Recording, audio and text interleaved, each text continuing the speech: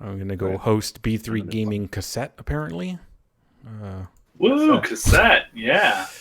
Hey, it's on. Now? Hey, Volts. And I think we're ready to go. So are we streaming via cassette now?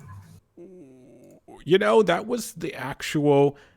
What's funny is, I don't know if you realize how true to life what you just said is.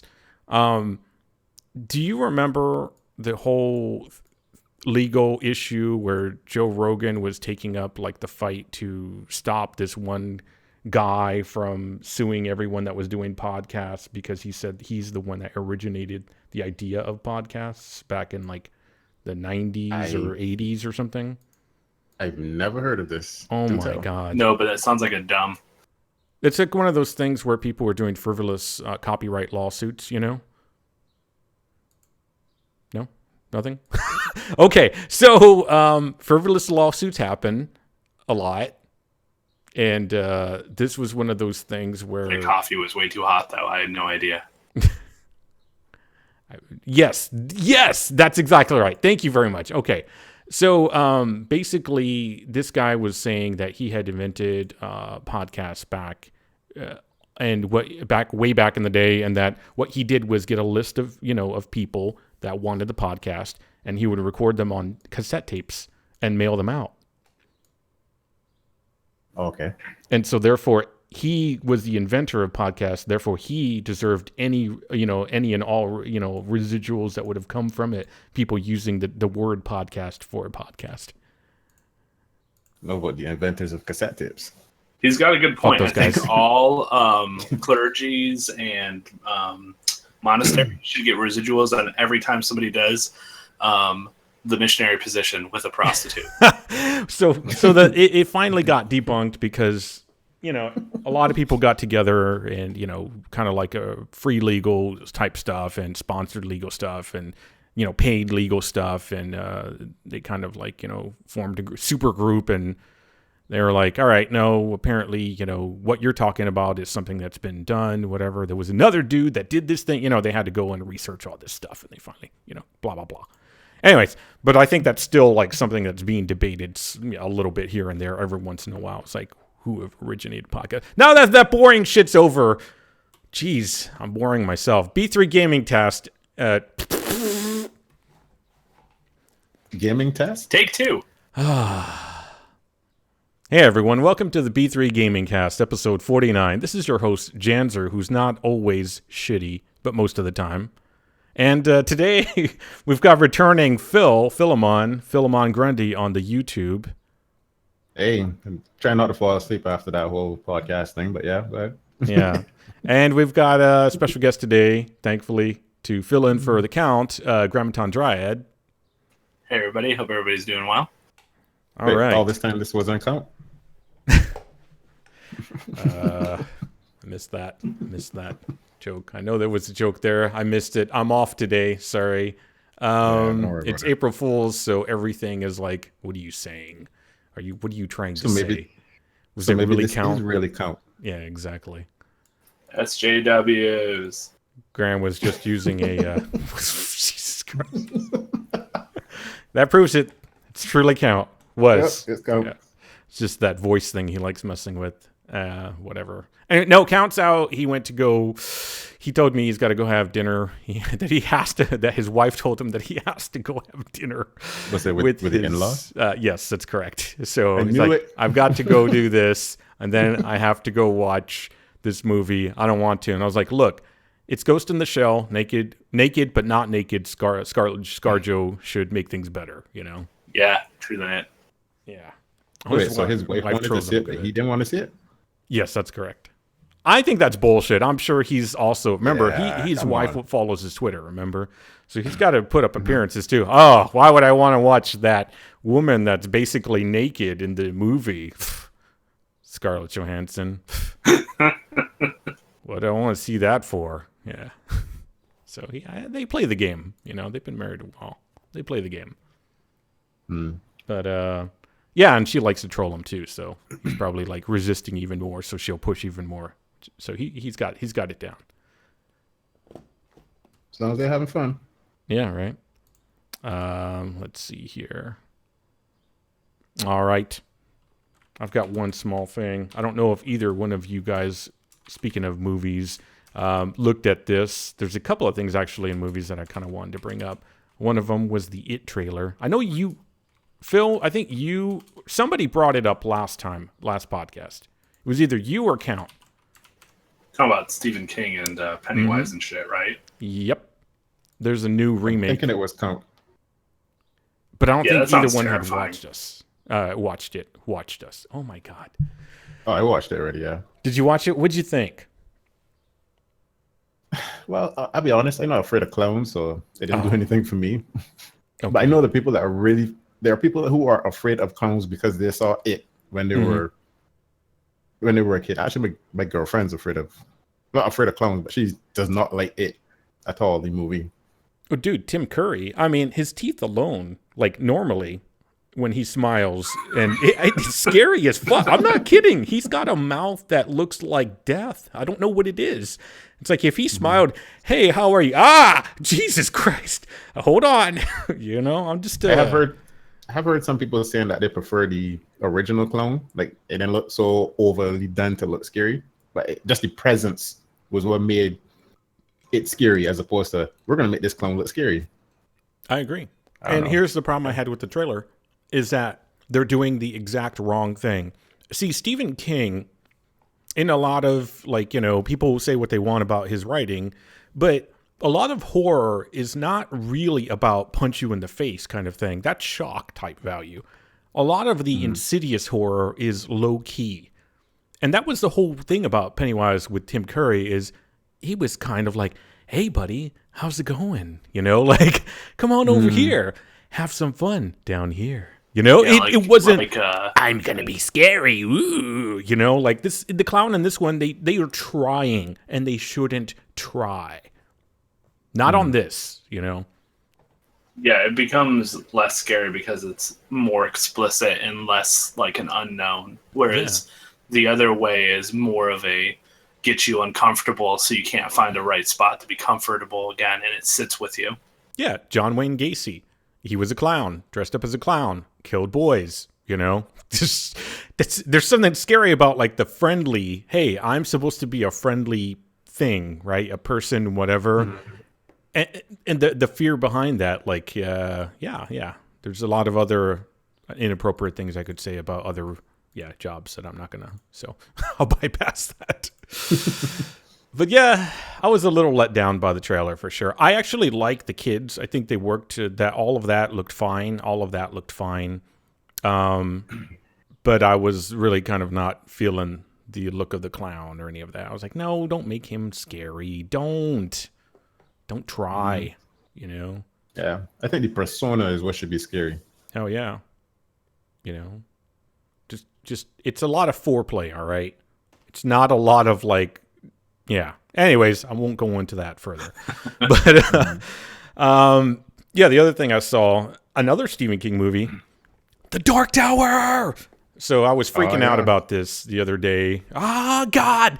So number one, Idris Elba is going to be playing the main role of the gunslinger. And the whole thing about this Dark Tower series, this is another Stephen King series of books, and I own all of them. And the whole thing about it is it's going to be more of a kind of it's not a continuation of that story. It's more like other stories from that, So it's kind of just like a reimagining maybe a little bit, or just another, almost a parallel universe maybe, if you want to think about it that way. So the important thing is they're taking the essence of it and they're just building more stories with that. And I'm fucking out of my mind insanely happy because they have Idris Elba, and he's fucking amazing in Luther. Luther is a British TV series, and if you haven't seen it, please watch it. It's so good. He's the best. He's the best in that role because they let him be himself. Absolutely perfect. What about who they have cast as the antagonist? I think that's a good Matthew McConaughey as the walk-in dude. Yep.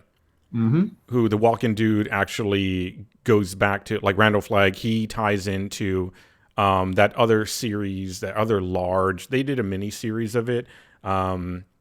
not yet the book, but of the movie or the book I'm trying to think about, which is it was about post-apocalyptic. What was it called? I got to look it up because it's been so long. Nuclear. Let's see here. Come on.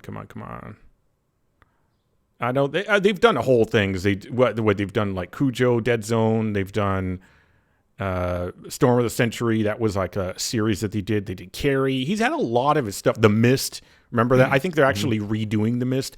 But this was another one that it was actually kind of a favorite of mine. And why am I blanking on it? And I can't find. Well, apparently y'all are not Stephen King fans. This is not helping me.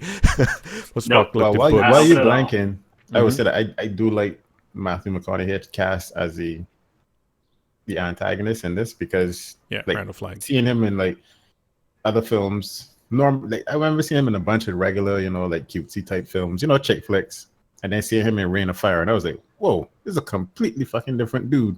Rain of Fire, was that with the dragons? Yeah, where he had the bald head and he had all the tattoos. Yeah, I saw that so long ago. I never really tied that character in with the current Matthew McConaughey at all because I saw it so long ago.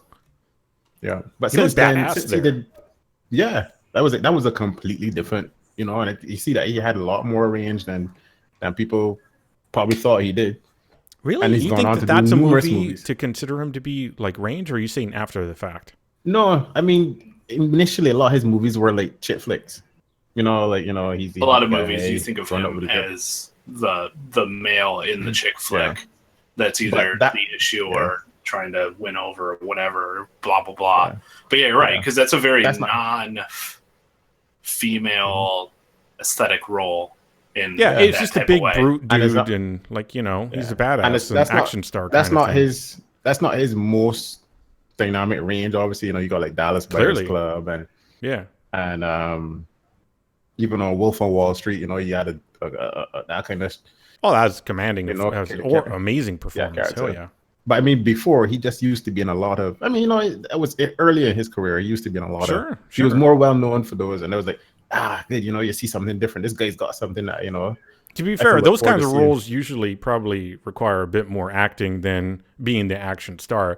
I mean, it's cool. Usually action stars don't go for, stars don't usually become dynamic by going from more dynamic roles to the beef, It's usually the other way around. They're like action stars, and then they start getting into like something that requires more subtlety and range and, whatever. But he looked fucking monstrous in that, I remember that. I'm probably exaggerating it in my mind, but I remember him being like, he looked fucking awesome. I kind of wish he had done more like action roles like that, a beast. Mm-hmm. I guess there's that fear too of like getting locked into that kind of stuff, Yeah, probably.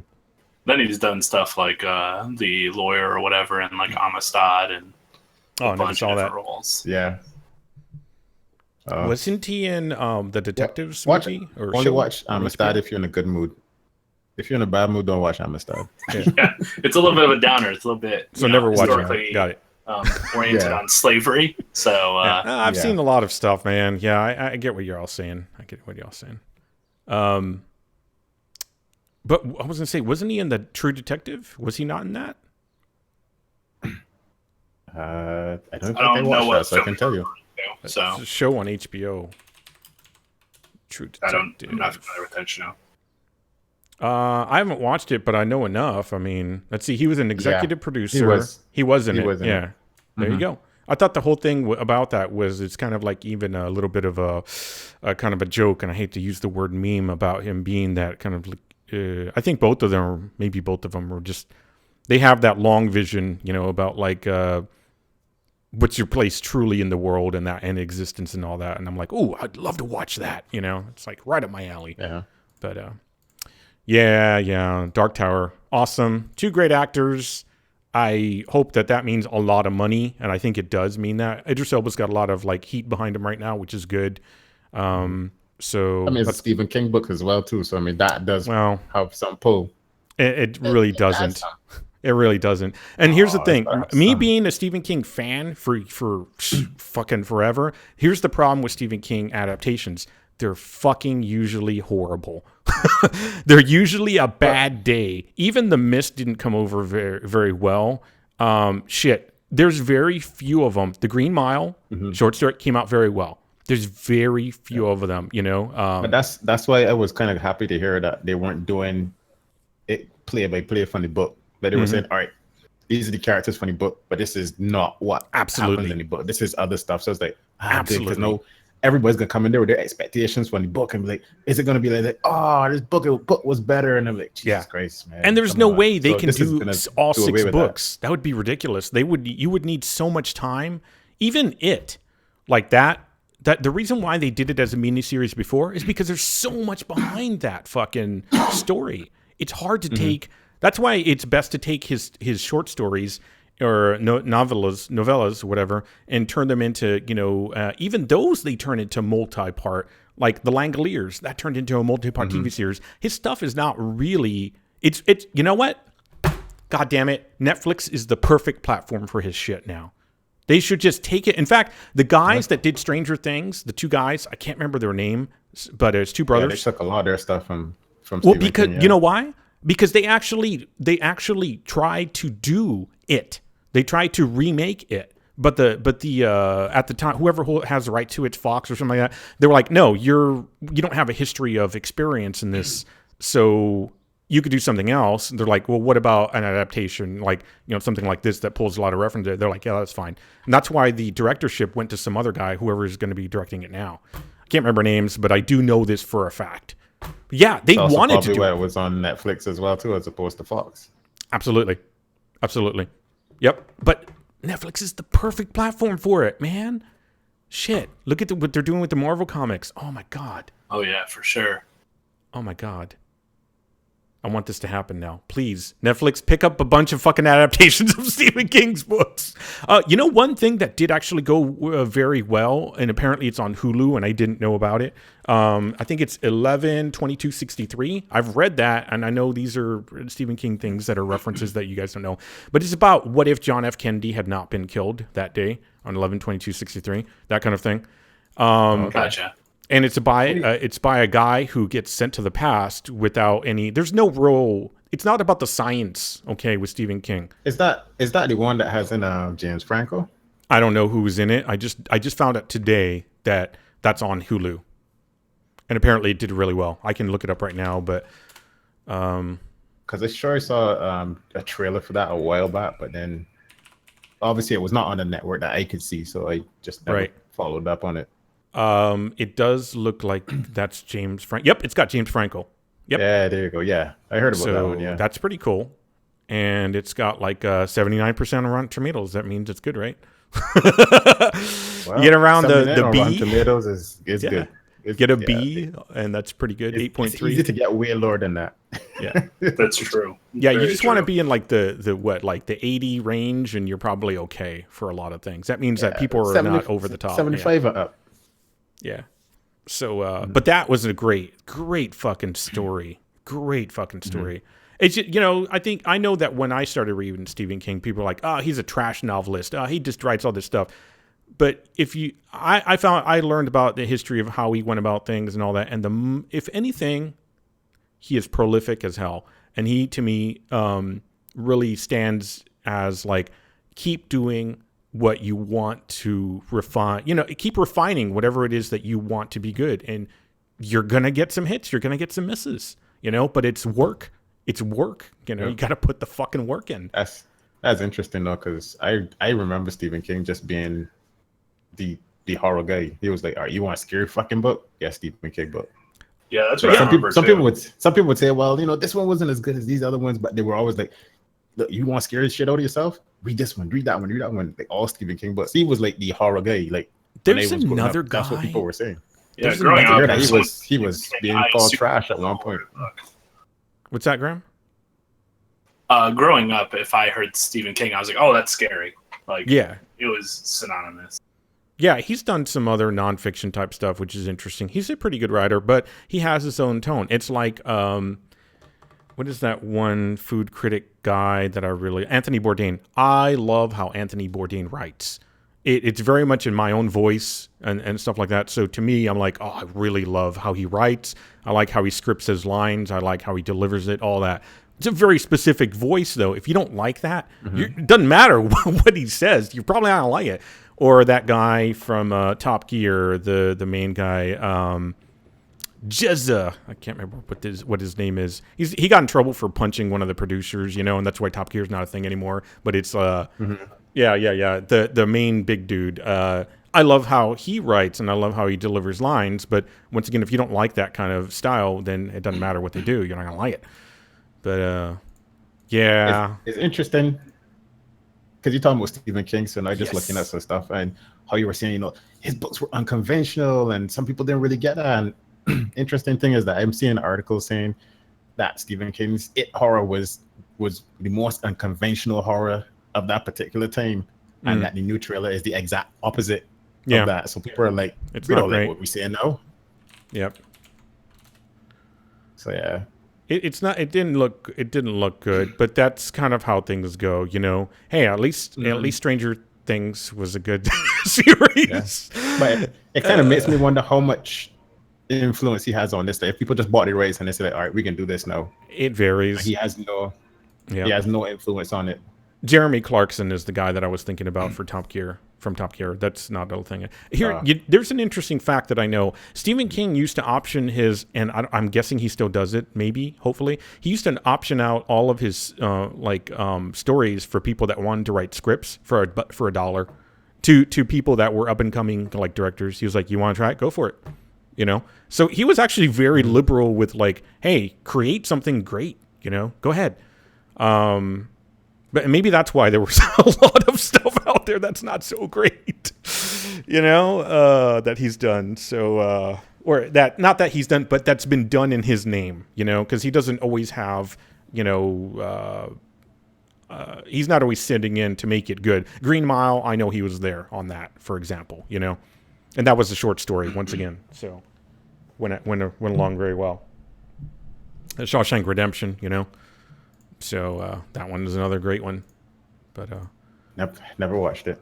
Oh my fucking god! Yes, I've had numerous times to watch it, and I know it's supposed to be a really good film. I pretty much know like everything that happens in the show, but I've never watched it. Wow, that's interesting. I don't know what to say. I knew about that film from the time it came out, and it just never. As people would say, the stars never aligned. I guess like I'm sure there's something that I've not watched that would make sense that I should have. I don't know what, but there's bound to be some or bands, for example. Bands are a good example for me. Like I like a lot of music, but there's just some genres I never got into that I should have kind of in a way, But yeah. So, anyways. News about that stuff. Don't really have any other TV stuff. Unless you have some.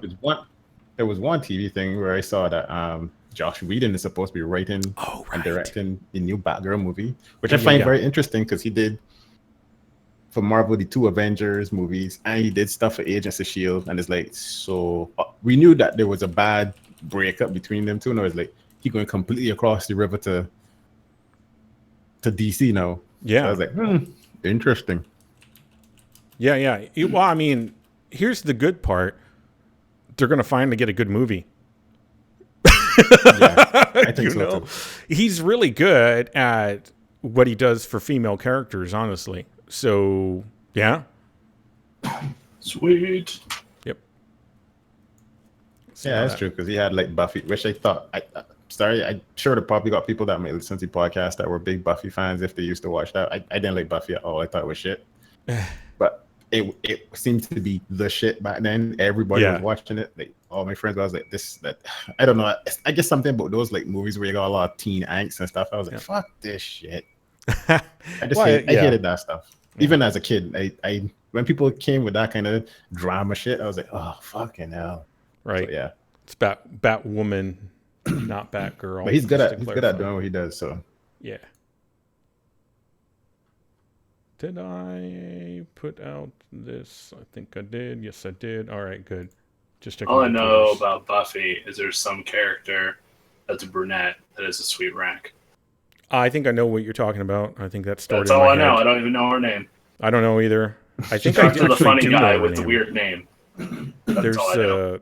I know that woman you're referring to, and I don't think I like her character, but that's okay.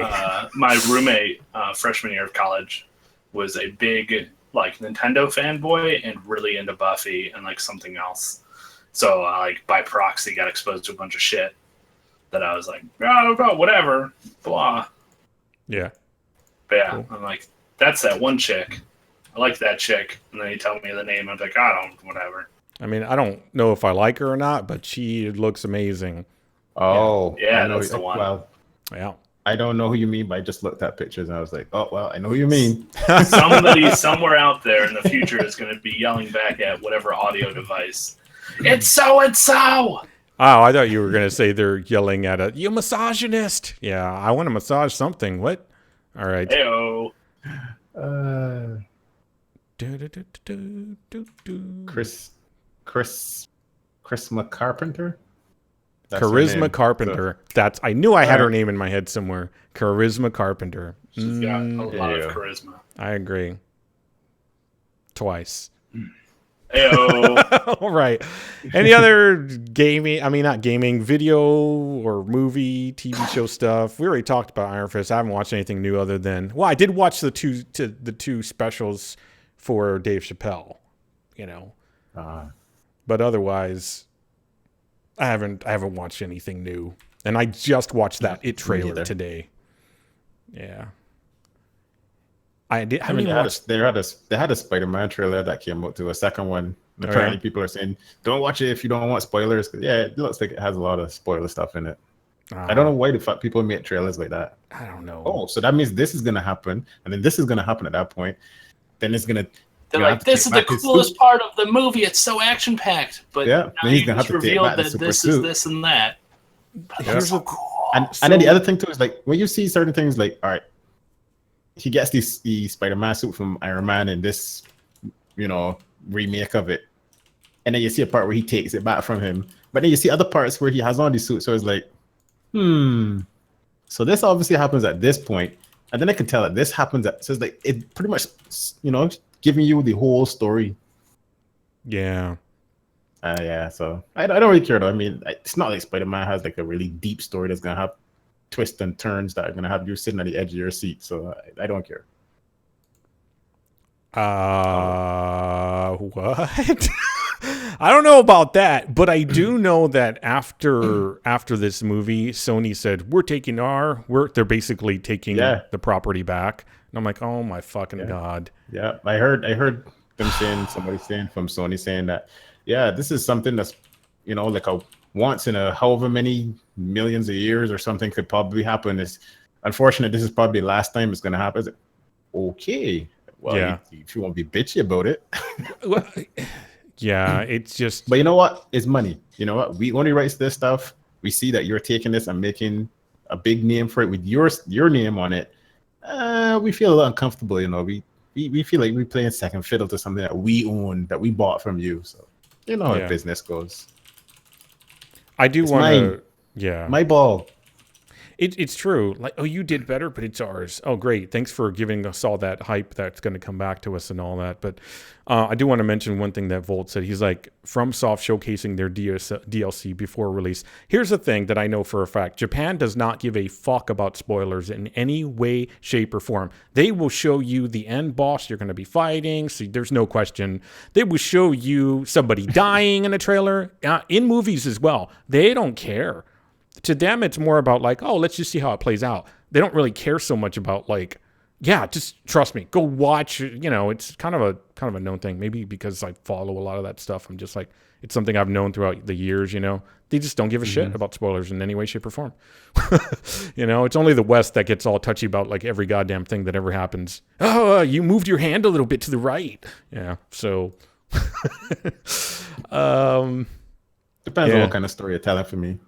Again, for me, like Spider-Man isn't very complex. He's a complex character, but the way it's been played out, they would have to completely change it.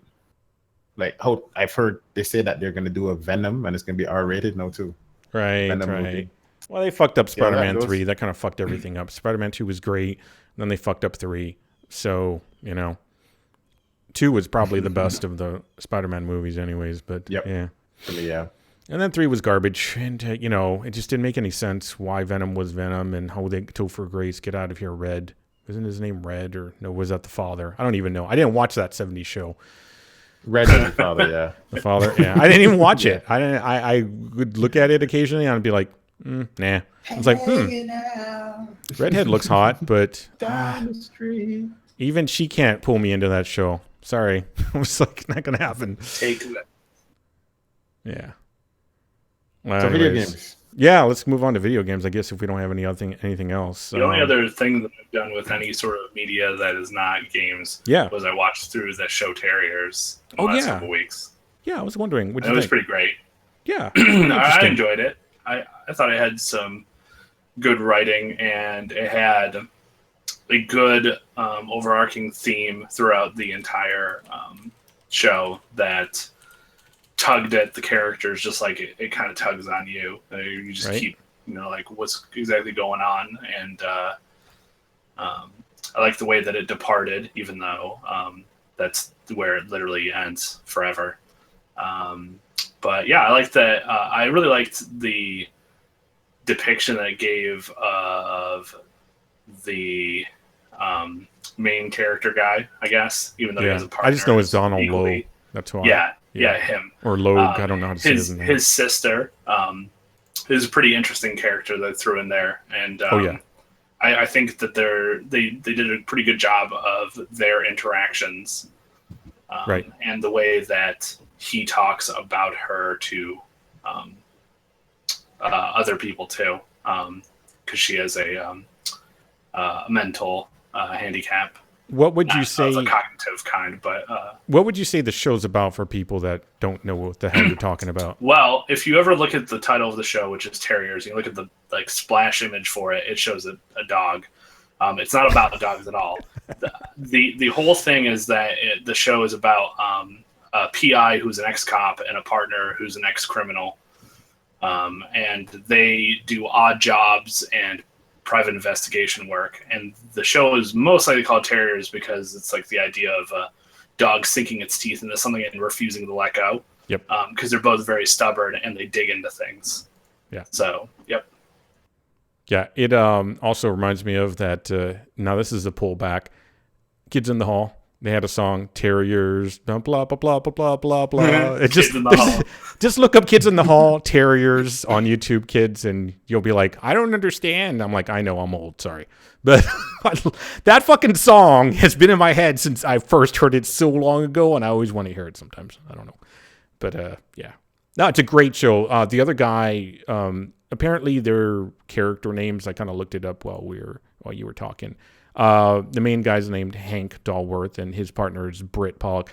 To me, I thought that they had a great chemistry, like for partners. I thought that worked so well. I was like, how could they not keep this going forward? Like there was no feeling each other out when it comes to how the show's going to work and forced humor or forced awkwardness, or there was nothing forced. It just worked. They were very comfortable with each other, and it was very natural, and little conflicts arose just like, anybody who's, working with somebody who's also their friend. And it felt very natural. Yeah, it was very natural. This is a very good point. Also have to say that apparently her name is Laura Allen, which is Britt, the guy, Michael Raymond James, his girlfriend or whatever. Yeah. So hot. One of my favorite actresses. She's pretty great. She's also the mom in the show Awake. Oh, right. That's right. Yeah. That's probably, I probably saw Awake because I saw her history. Because Awake came after Terriers, and that's probably why I was like, oh, what's this other show she's in? She's in I'm Not Stalking You, that kind of stuff. Yeah, because you recommended both shows to me and something else. And I watched them, and that because I don't recognize her from anything else, but I'm sure I've seen her in other things. But it was really weird. I was like, holy shit, is the same actress in 2 shows back to back, and I don't really know her from anything else. Janser, are you creeping on someone? Attractive. I don't know. Oh, yeah. Yeah. But great show. Great fucking show. Publicity, Indeed. Yeah, man. You gotta be something in life, right? Also, the opening song is by a guy who does lots of music for lots of things, but I don't remember the name. But the song is called Gunfight. It's great. Yeah, the song is really good. Just something. Duncan, maybe? Look up Terriers Show song on YouTube. It's fucking great. It's kind of like it's definitely Southern California beach surf type stuff. Very, a little bit of island kind of stuff thrown in there. Never heard of this show, but I know a lot of the cast. Oh, man. So it's quality. Yeah, Rob Duncan. It's quality. It's definitely like a quality show. That's for sure. I don't know why they canceled it. It was an FX show, but hey. It was on Fox. That's why it got canceled. No, FX, not Fox. You sure? I thought I saw Fox. Oh. Yeah, it's confusing at events, but it is FX. But yeah, you see FX and you think Fox. Sure it's FX. Especially because it gets canceled. But yeah, definitely FX. Yep. Yeah, it's FX. That song. I still blame Fox. There you go. That Gunfight Epiphany. That's what you're talking about. That's the song name. Yeah, that's the title of the song. Yeah. And then you were saying Canadian composer Robert Duncan. There you go. Yeah, that's the guy. Yeah, and I remember looking through his list a little bit. And I was like, oh, he's done lots of things. Yeah, that's how you live when you make jingles for shows and commercials and all that stuff. Yeah.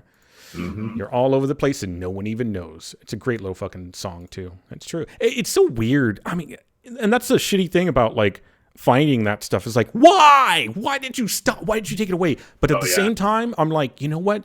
That was so good. I'm at least glad that I got a chance to see what it was and that they didn't burn it into the ground like they will with American television shows usually, you know? Very true. Season 9. Fuck my life, you know? Just usually if it makes it to a season 4, it should be done. I agree. Like a few seasons, like one arc of a story should be there, and once that arc is done, like if it's six shows, great, that's the season. The next one takes 3, that's it. The next one takes 9, that's it. Stop. You know, like Louis was really good about that. Like when he did his series, he was like, you know what? He took like a year or so in between, 1, maybe 2, I'm not sure. He's like, I just didn't feel like I was ready for the next, season because it was not going to be good. And so he just stopped until he was ready. Super fucking good show too. Also, since we're still slightly on that topic, it took me almost the entire show to figure out the lyrics to one of the songs because it talks about getting a ride with a trickster and a javelin man. Oh, yeah. But it's referring to a vehicle called a javelin, not a javelin man. It's like, caught a ride with a trickster and a javelin. Yeah, man. Yeah, yes. Yeah. It took me a long time. I was like, "What the fuck is a javelin man?" I'm like, I don't think I ever tried. How does that even make sense in this context? It took me a long time, and then I looked it up. I was like, "Oh shit, it's a car." So yeah, I never tried to decipher what he was saying. It was just I'm very really cool when it comes to like any songs. Like I'll listen to a beat, but then I'll start hyper focusing on lyrics. Yeah. Right. Maybe now we can go to video games. I think. Yeah, maybe. Games. Yeah. Pew pews and bibbidi bops. Well, there is a game that I know Graham has been playing. Yeah. But they actually, before he gives his, don't tell anybody about Barbie Dreamland Adventure. That's my private game. My Little Pony. Okay, all right. Well, next topic. But, My Little Pony. But Did you say porny? That's yeah, I can't take credit for that. Somebody retweeted that, so I was like, "Oh, okay." But BioWare actually released a statement this week on Twitter to their players, and it's been a week since they officially launched Mass Effect Andromeda worldwide. You couldn't be more excited for our fans and finally experiencing the hard work that they created, and they're receiving quite a bit of feedback, some positive, some critical. Yeah. And the feedback is an important part of our ongoing support for the game, and we can't wait to share our immediate plans with you on Tuesday, April the 4th. So I'm like, all right, I doubt they're gonna fix the game, but what are they looking to do? And you know why I bring the feedback though? Well, you know why I didn't bring that up, that topic, because it said nothing, and so I was like, what am I gonna say about it? Just okay. You gotta wait till the 4th, and then you'll see what they say. Yeah, I was like, the reason I brought it up is just to lead into Graham having played Mass Effect Andromeda. So it's not something that I think we would stay on for long, but I just thought it was interesting. That it's a segue. I do something to announce on the 4th. Yeah, I hate those kind of articles. Like I ran across a bunch of stuff that just was like where they don't say anything or they're rehash. I'm like, oh my, all right, there's nothing here. This just in. More news later. Yeah, exactly. I will say, and yeah, I do want to hear what Graham has to say, because I know you may not be here the entire time anyways. Hopefully we won't be running that long, but that is the game that you hear so many complaints about, Mass Effect Andromeda, yet I see so many people still fucking playing and playing through a second or even third time. With that, Grammaton Dryad, what was your experience? What is your experience so far? All right. Well, I'm a context person, so context is important. So I've played the previous 3 games, and I've played the Dragon Age series of games a lot as well. So I'm very familiar with BioWare stuff in the more recent time frame. And I've played through Mass Effect 1 a bazillion times, Mass Effect 3 several, and Mass Effect 2 several. And I played like 1,000 hours of multiplayer of Mass Effect 3. So I'm very, very knowledgeable of a lot of the stuff, and I'm very used to the formula and the patterns and whatever. And so going in, I have like a lot more, probably more skeptics view. And then you got everybody, shitting all over it, saying that the game's super broken, whatever, blah, blah, blah, this and that. But anyway, so I had seen some stuff going into it. I'm like, yeah, those look pretty bad. And before I had even touched the game, I came to the conclusion that the game is still worth me supporting it, and that I wanted to play it, and that I probably would really enjoy it. And while the things that people were saying were issues, are obviously pretty fucked up and were things that they didn't bug me enough that I wouldn't play it. I will be in that situation come September. Please continue. Yeah. So anyway, I've played through. I was on spring break this week, so I decided that I was going to stream it, and I'm going to continue to stream it. It'll be the game that I stream until I beat it. It'll just take probably a little bit longer, or I'll stream a lot more, or whatever. I'll figure it out. But anyway, spring break. So you were playing it in between keg stands, right? Yeah, I was just gonna say, you decided to play Mass Effect as opposed to drinking alcohol and taking your top off. What?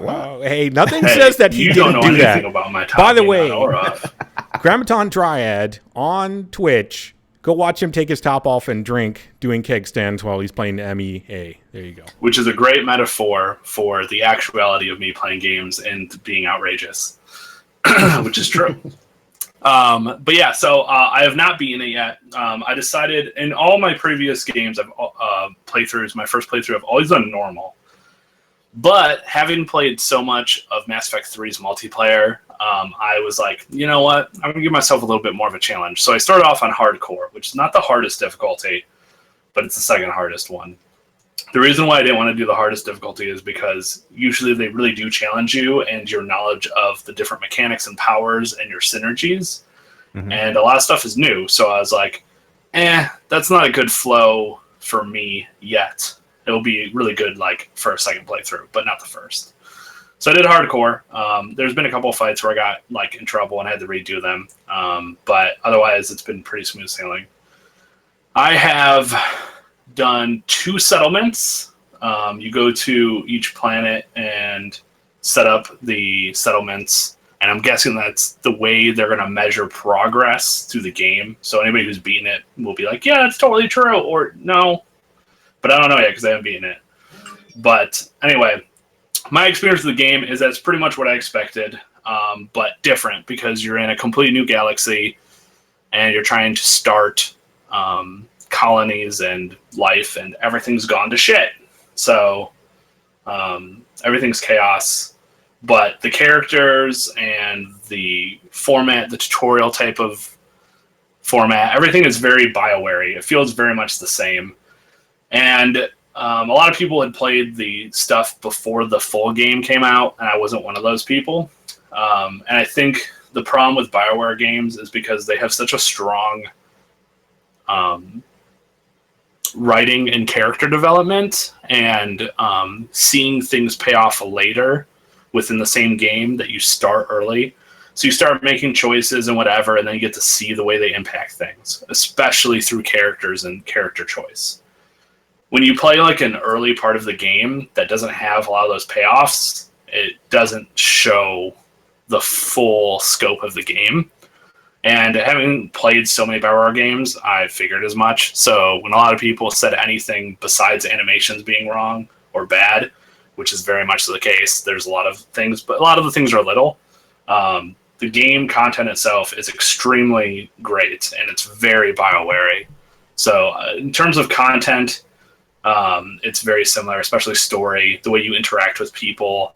You do like a main story quest, and you jump back in the ship, and then everybody wants to talk to you again and share something new. Very, very similar to the old formats. Yeah. The mechanics of the combat are very similar to the foundation of 2, where there's a lot of synergy between powers.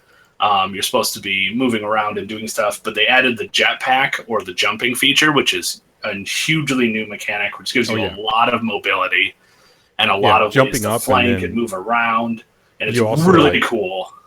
It really brings it brings a lot of I just said up freshness and vertical. to the God combat. damn I it! was gonna say you mean horizontal. Vertical and horizontal. And horizontal.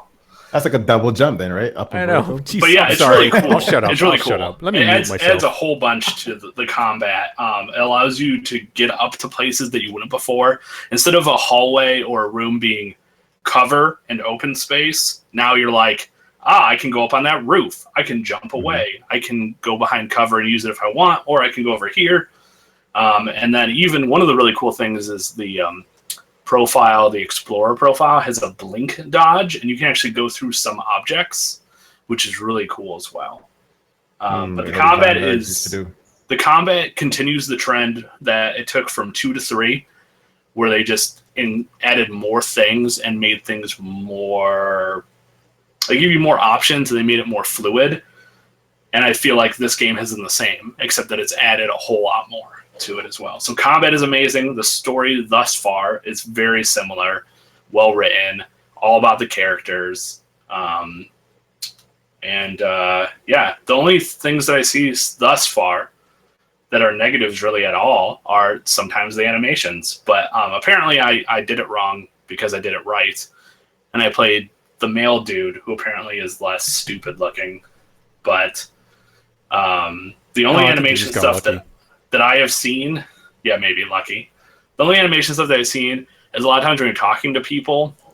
Once or twice I've seen like people disappear or go somewhere weird, which are pretty big ones. But otherwise it's usually like characters will like twitch their whole body, like lift their shoulders or something really odd, like more spasmy type of animations. As opposed to anything else. Facial animation stuff, I haven't really seen it as much. I mean, here and there maybe, but literally none of it. All of it is very noticeable and could be perfected, but none of it is distracting enough for me at all. It's very minute. My biggest problem is watching the AI and not seeing that people have the ability to tell them what to do much, you know? Oh, you mean your partners? The teammates? That's a good point. Yeah, the squad mates in this game. In previous games, you could use like the power wheel or whatever, and you could take your squad mates and you could tell them what powers they use. This one, they simplified it. So you don't do anything with their powers. That's fully up to them.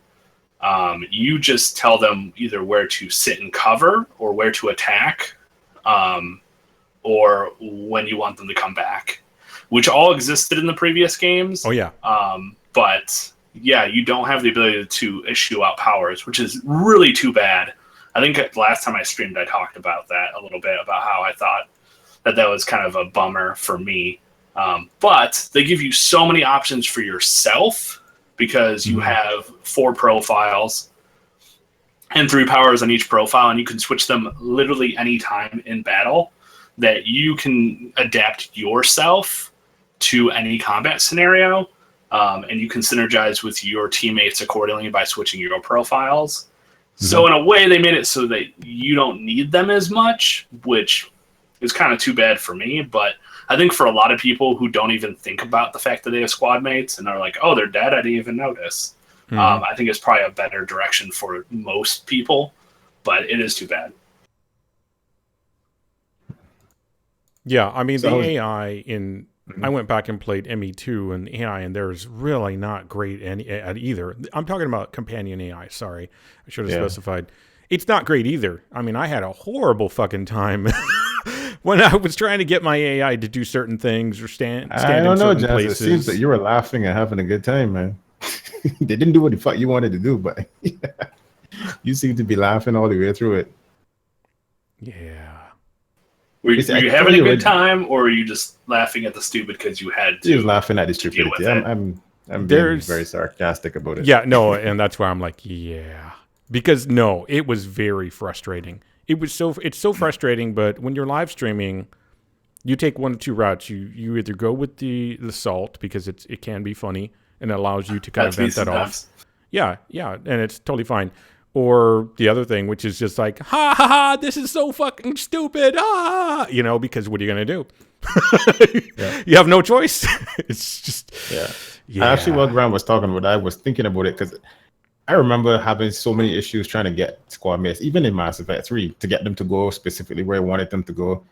The only thing I could say that I would say I would miss if I play on, well, at some point I'm going to play Andromeda. But the only thing I would miss is being able to tell them when to use their abilities.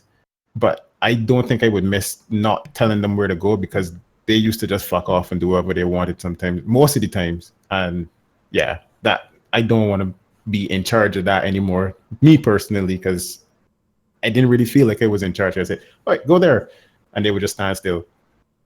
Go there. Even in and then 2, they would go completely past the point. So yeah, even in 2, I would tell them to go somewhere. My biggest problem isn't the lack of like telling them what abilities to use. I kind of don't care about that, actually. It's nice, but that, to me, what that does is that takes me out of the action and makes me more of a tactical kind of player. I don't want to do that. I want to play the action part of it. I don't want to tell them, all right, now press this thing here. Now you stand here. Okay, good baby. I don't want to do any of that. I want to play the action thing. I want the AI to be a little bit smarter. My problem is that they'll move on their own into fucking combat, like areas that are not covered by anything. And I saw it in Mass Effect Andromeda as well. Like, I saw a few different streams, and I would see the AI. The worst case was walking in front of a piece of cover that the person was behind and being fully exposed to the incoming gunfire, but they were in cover. They just weren't actually in cover. They were hiding in front of something that if somebody had been firing from the opposite way, it would have given them cover. Just stupid shit like that. But it's like, I hate their movement. I hate when they decide, I think I'm going to go move up over here, But in saying that, I've seen some points where I saw people cast, I can't remember if it was like they cast a singularity, and then whoever their teammate was like a vanguard, and they're like, oh shit, and they just dash right in them, just hit them, and just big explosion, like from the combo of doing different abilities. And I was like, that's fucking cool. Like, you didn't tell them to do it, but they were like, oh, you got him in the air out of cover? Cool. I'm dashing in. I was like, that's some good shit there. But, it's probably got more wonkiness than things working out the way you want. But, yeah, I mean, that's a BioWare game. I actually talked on that, too, when I was last streaming. Because I like the squad power synergy. The problem with that, though, is when those cool moments like you described, Phil, occur, they're awesome, but they're far and few between. Right. There's a lot of times where either their powers are on cooldown or they're just dumb and they're just not doing it. Because I know that I set up a bunch of things. I'm like, go fucking charge that dude. Go do it. Make it thing. So my conclusion was that teammates with detonating abilities are less helpful if you're going to go for combos. You should pick teammates that have priming abilities, because you can choose when they're detonated, and then that way they can just use their powers willy-nilly. But yeah, that's just one of those aspects of playing with the game instead of making the game be what it could be. While I was watching you play, Graham, I kept thinking to myself, why can't developers do this whole thing where you jump in to the story mode and be one of those people and then jump out and it's the AI? Why can't that be a thing? Why can't your friends jump in while you're doing story mode? Sure, they're going to have to wait there while you do the story stuff or whatever. But during the combat parts, they could jump in and then take the part of an AI person and, help out in that regard. And then how much would it ruin somebody's experience if that became a thing? I don't think it would. I think it only would be a good thing. There's clearly something there would be really difficult for them to do, but I don't know why it hasn't been tried. It's an option thing, so I don't think anybody would be opposed to it. I mean, anybody who is like, no, I don't. I like to play by myself. I'm a loner. Sure. All right. Well, I'm just AI will take over, and they'll derp their way through it. Yeah, that is entirely possible too. And here's something that's similar that has done something similar to it. So, like you talked about, like during story stuff. Yep. The closest thing I can think of is one of the Fable games, Fable 2 maybe, had like a co-op thing, and when the main person was doing story mode, it would just kind of put you in like this like pause screen and like stare at them. Yep. But you could also superimpose that dialogue over to their screen, I would imagine, and it just becomes you just share the cutscene / dialogue. But you Shadow just have Warrior no 2 choices. did it, you know. And there were small. I forget who. There was something like Flying Hog or something like that. I think the developer. Yeah, Shadow I think Warrior Flying 2 Hog is did, right. and they're the only Flying ones that I Wild know Hog, that's recently done it. Flying Wild Hog, is that right? Yeah. They're the only ones that I know that's recently done it. That I can really. I'm not really researching. There's that stealth game where you're playing as that throw sticks. Oh, the Goblin thing? Oh, Borderlands. Goblin. Duh. I don't know why we didn't think Sticks. about it, but Borderlands does that. But Sticks is one that came out just recently too, and you have the ability to make a clone of yourself in the game to make this to distract the enemies so that you can go along your path because it's all about stealth. Yeah. And apparently you can have friends jump in the game and play as the decoy and stuff like that as well. So so they could lead the enemy away and then go and hide, and you could get to where you want to get to, and then they can come back out. Yeah. And do that. Yeah. So there are games that are doing it. I guess it's just a matter if the developers want that in their game. Maybe Mass Effect just is like too much dialogue or something. They figure people wouldn't care or something. I don't know. And so there's too much work for them to put into it. I could see a lot of people I know being like, we really didn't talk to everybody. Let's go shoot stuff. I'm like, bitch, this is my game. If you don't want to play, get out. Like that. I feel like that type of scenario would happen a lot. Yeah. Well, it could always be something like what you do, Graham, which is like you'll do a lot of dialogue, and then it's like, all right, I'm going to go like examine this planet now and explore around. You want to join me for that? Oh, yeah, man, I'll be right there, you know?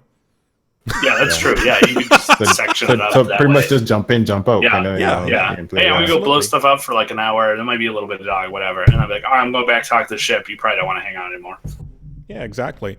And the powers and all of that, the controls, the mechanics are relatively, they're honestly not very hard, in my opinion, to get a grasp of. So I don't think that having to adapt to that was like so hard that people wouldn't want to jump in like, well, I don't know what to do. I fire my gun. You know, I'm pretty sure that they could figure it out, you know? Oh, yeah, for sure. Just have a few abilities and good to go. And they would just play whatever you had equipped and all that, so they wouldn't have the option to destroy your characters, you know? Destroy your AI. Yeah, multiplayer and co-op always seemed to be kind of like an afterthought when it came to Mass Effect. Well, that's the interesting thing. Mass Effect's multiplayer, the idea dates back to Mass Effect 1's Pinnacle Station DLC. You can see it if you go back and play that DLC, which is terrible, by the way. I never played it, no. What it did is you had basically an arena, and it was like a simulation station, like where you did like big historic fights or whatever, and you would go around and you have like these little levels, and there'd be like enemies that would spawn, and you'd have to go and like capture 3 different points. But basically it was multiplayer, but it was single player. So they started thinking about that a while ago. Yeah, and it wasn't until Mass Effect 3 that they actually were able to implement it. How's the multiplayer in 3? I know you played a little bit of it. I loved it, but the reason I loved it is because of the RPG aspect of it and the way that you could power synergize with other people. But at the core, it's a very simple. You're killing one of 4 types of enemies for 10 waves. Every 3 waves is an objective wave, and then you extract, and it's the same thing over and over again forever. But I played 1,000 hours of that, and I never really got like burnt out on it. Yeah, I think there was one small little misstep that they made there, which was if you play multiplayer early on, you could accidentally see something that you're not supposed to really yet. A little bit of a spoiler in multiplayer.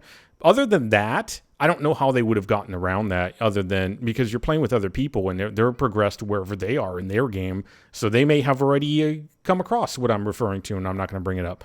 But, so that's the only thing. I don't know how they could have gotten around that, but that definitely is like, that's going to be a thing I didn't know about now. Yeah. Cool. When does that happen? It's very true. A lot of either characters or enemies that you don't know exist. And if you play multiplayer, because they want to give you the full combat experience, they include everything. So, yeah. Yeah. But otherwise, from what I've seen you play, and I've seen another guy, Kev Factor, and I saw Vi beat Fu last night play it. He's on Twitch as well. It's so weird to be saying this because taken out of context without anything else of what we just talked about, it would sound worse, but it's a quality game. Okay. And I said that from day one. I was like, outside of the animations, it's probably going to do very well. And it's probably going to be a pretty good game. But, clearly, and I even commented on a YouTube video, some dude, how did I get there? Oh, Twitter connection, whatever. This guy was talking about the animations and how, they don't blah, blah, blah. And I was like, what probably happened is, and I probably said this even on the podcast, is they ran an algorithm that because that was going to be the cheaper way to handle, all of the facial animations during dialogue. They ran that, but then an animator did not go in there and tweak all of those things themselves. So there were values that were off, lips that were getting pushed too far forward, things like that, And sure enough, an ex-Mass Effect developer went out and said, hey, this is probably what happened. I was like, I told you. And that's not always the developer's lazy. I fucking hate when that's the first thing that comes out of people's mouths is the developers are lazy, because you don't always know. It may not have been in the budget. It may not have been a resource, the time resource may not have been there. It just may have been a bad decision, a bad call from the production management saying, we need you over there, whoever it is. But that person probably really, the developers probably, think about anything that you've ever done with any time, care that's lasted more than a day or a week even. The longer that you put time and effort into something, of course, you don't want it to be bad. You don't want it to fail. No one really could seriously think that the developers are thinking, "Oh, this is perfect. This is exactly what we want." No, you knew that some of them were like, "Fuck, I wish I could just go back and make some adjustments," and they probably were. Or even some people that did that. Who knows? But yeah. First thing that came to mind when I saw all the internet memes and all that stuff come out, and I looked at it, I was like, EA forced this out the door. Yeah, I was like, I couldn't. Me personally, as somebody has done design work, right? I don't think that somebody is an animator and a developer would have felt comfortable putting that game out. I don't think anybody on any level would have felt comfortable with that stuff. I'm thinking of the Gorilla Walk right now. yeah.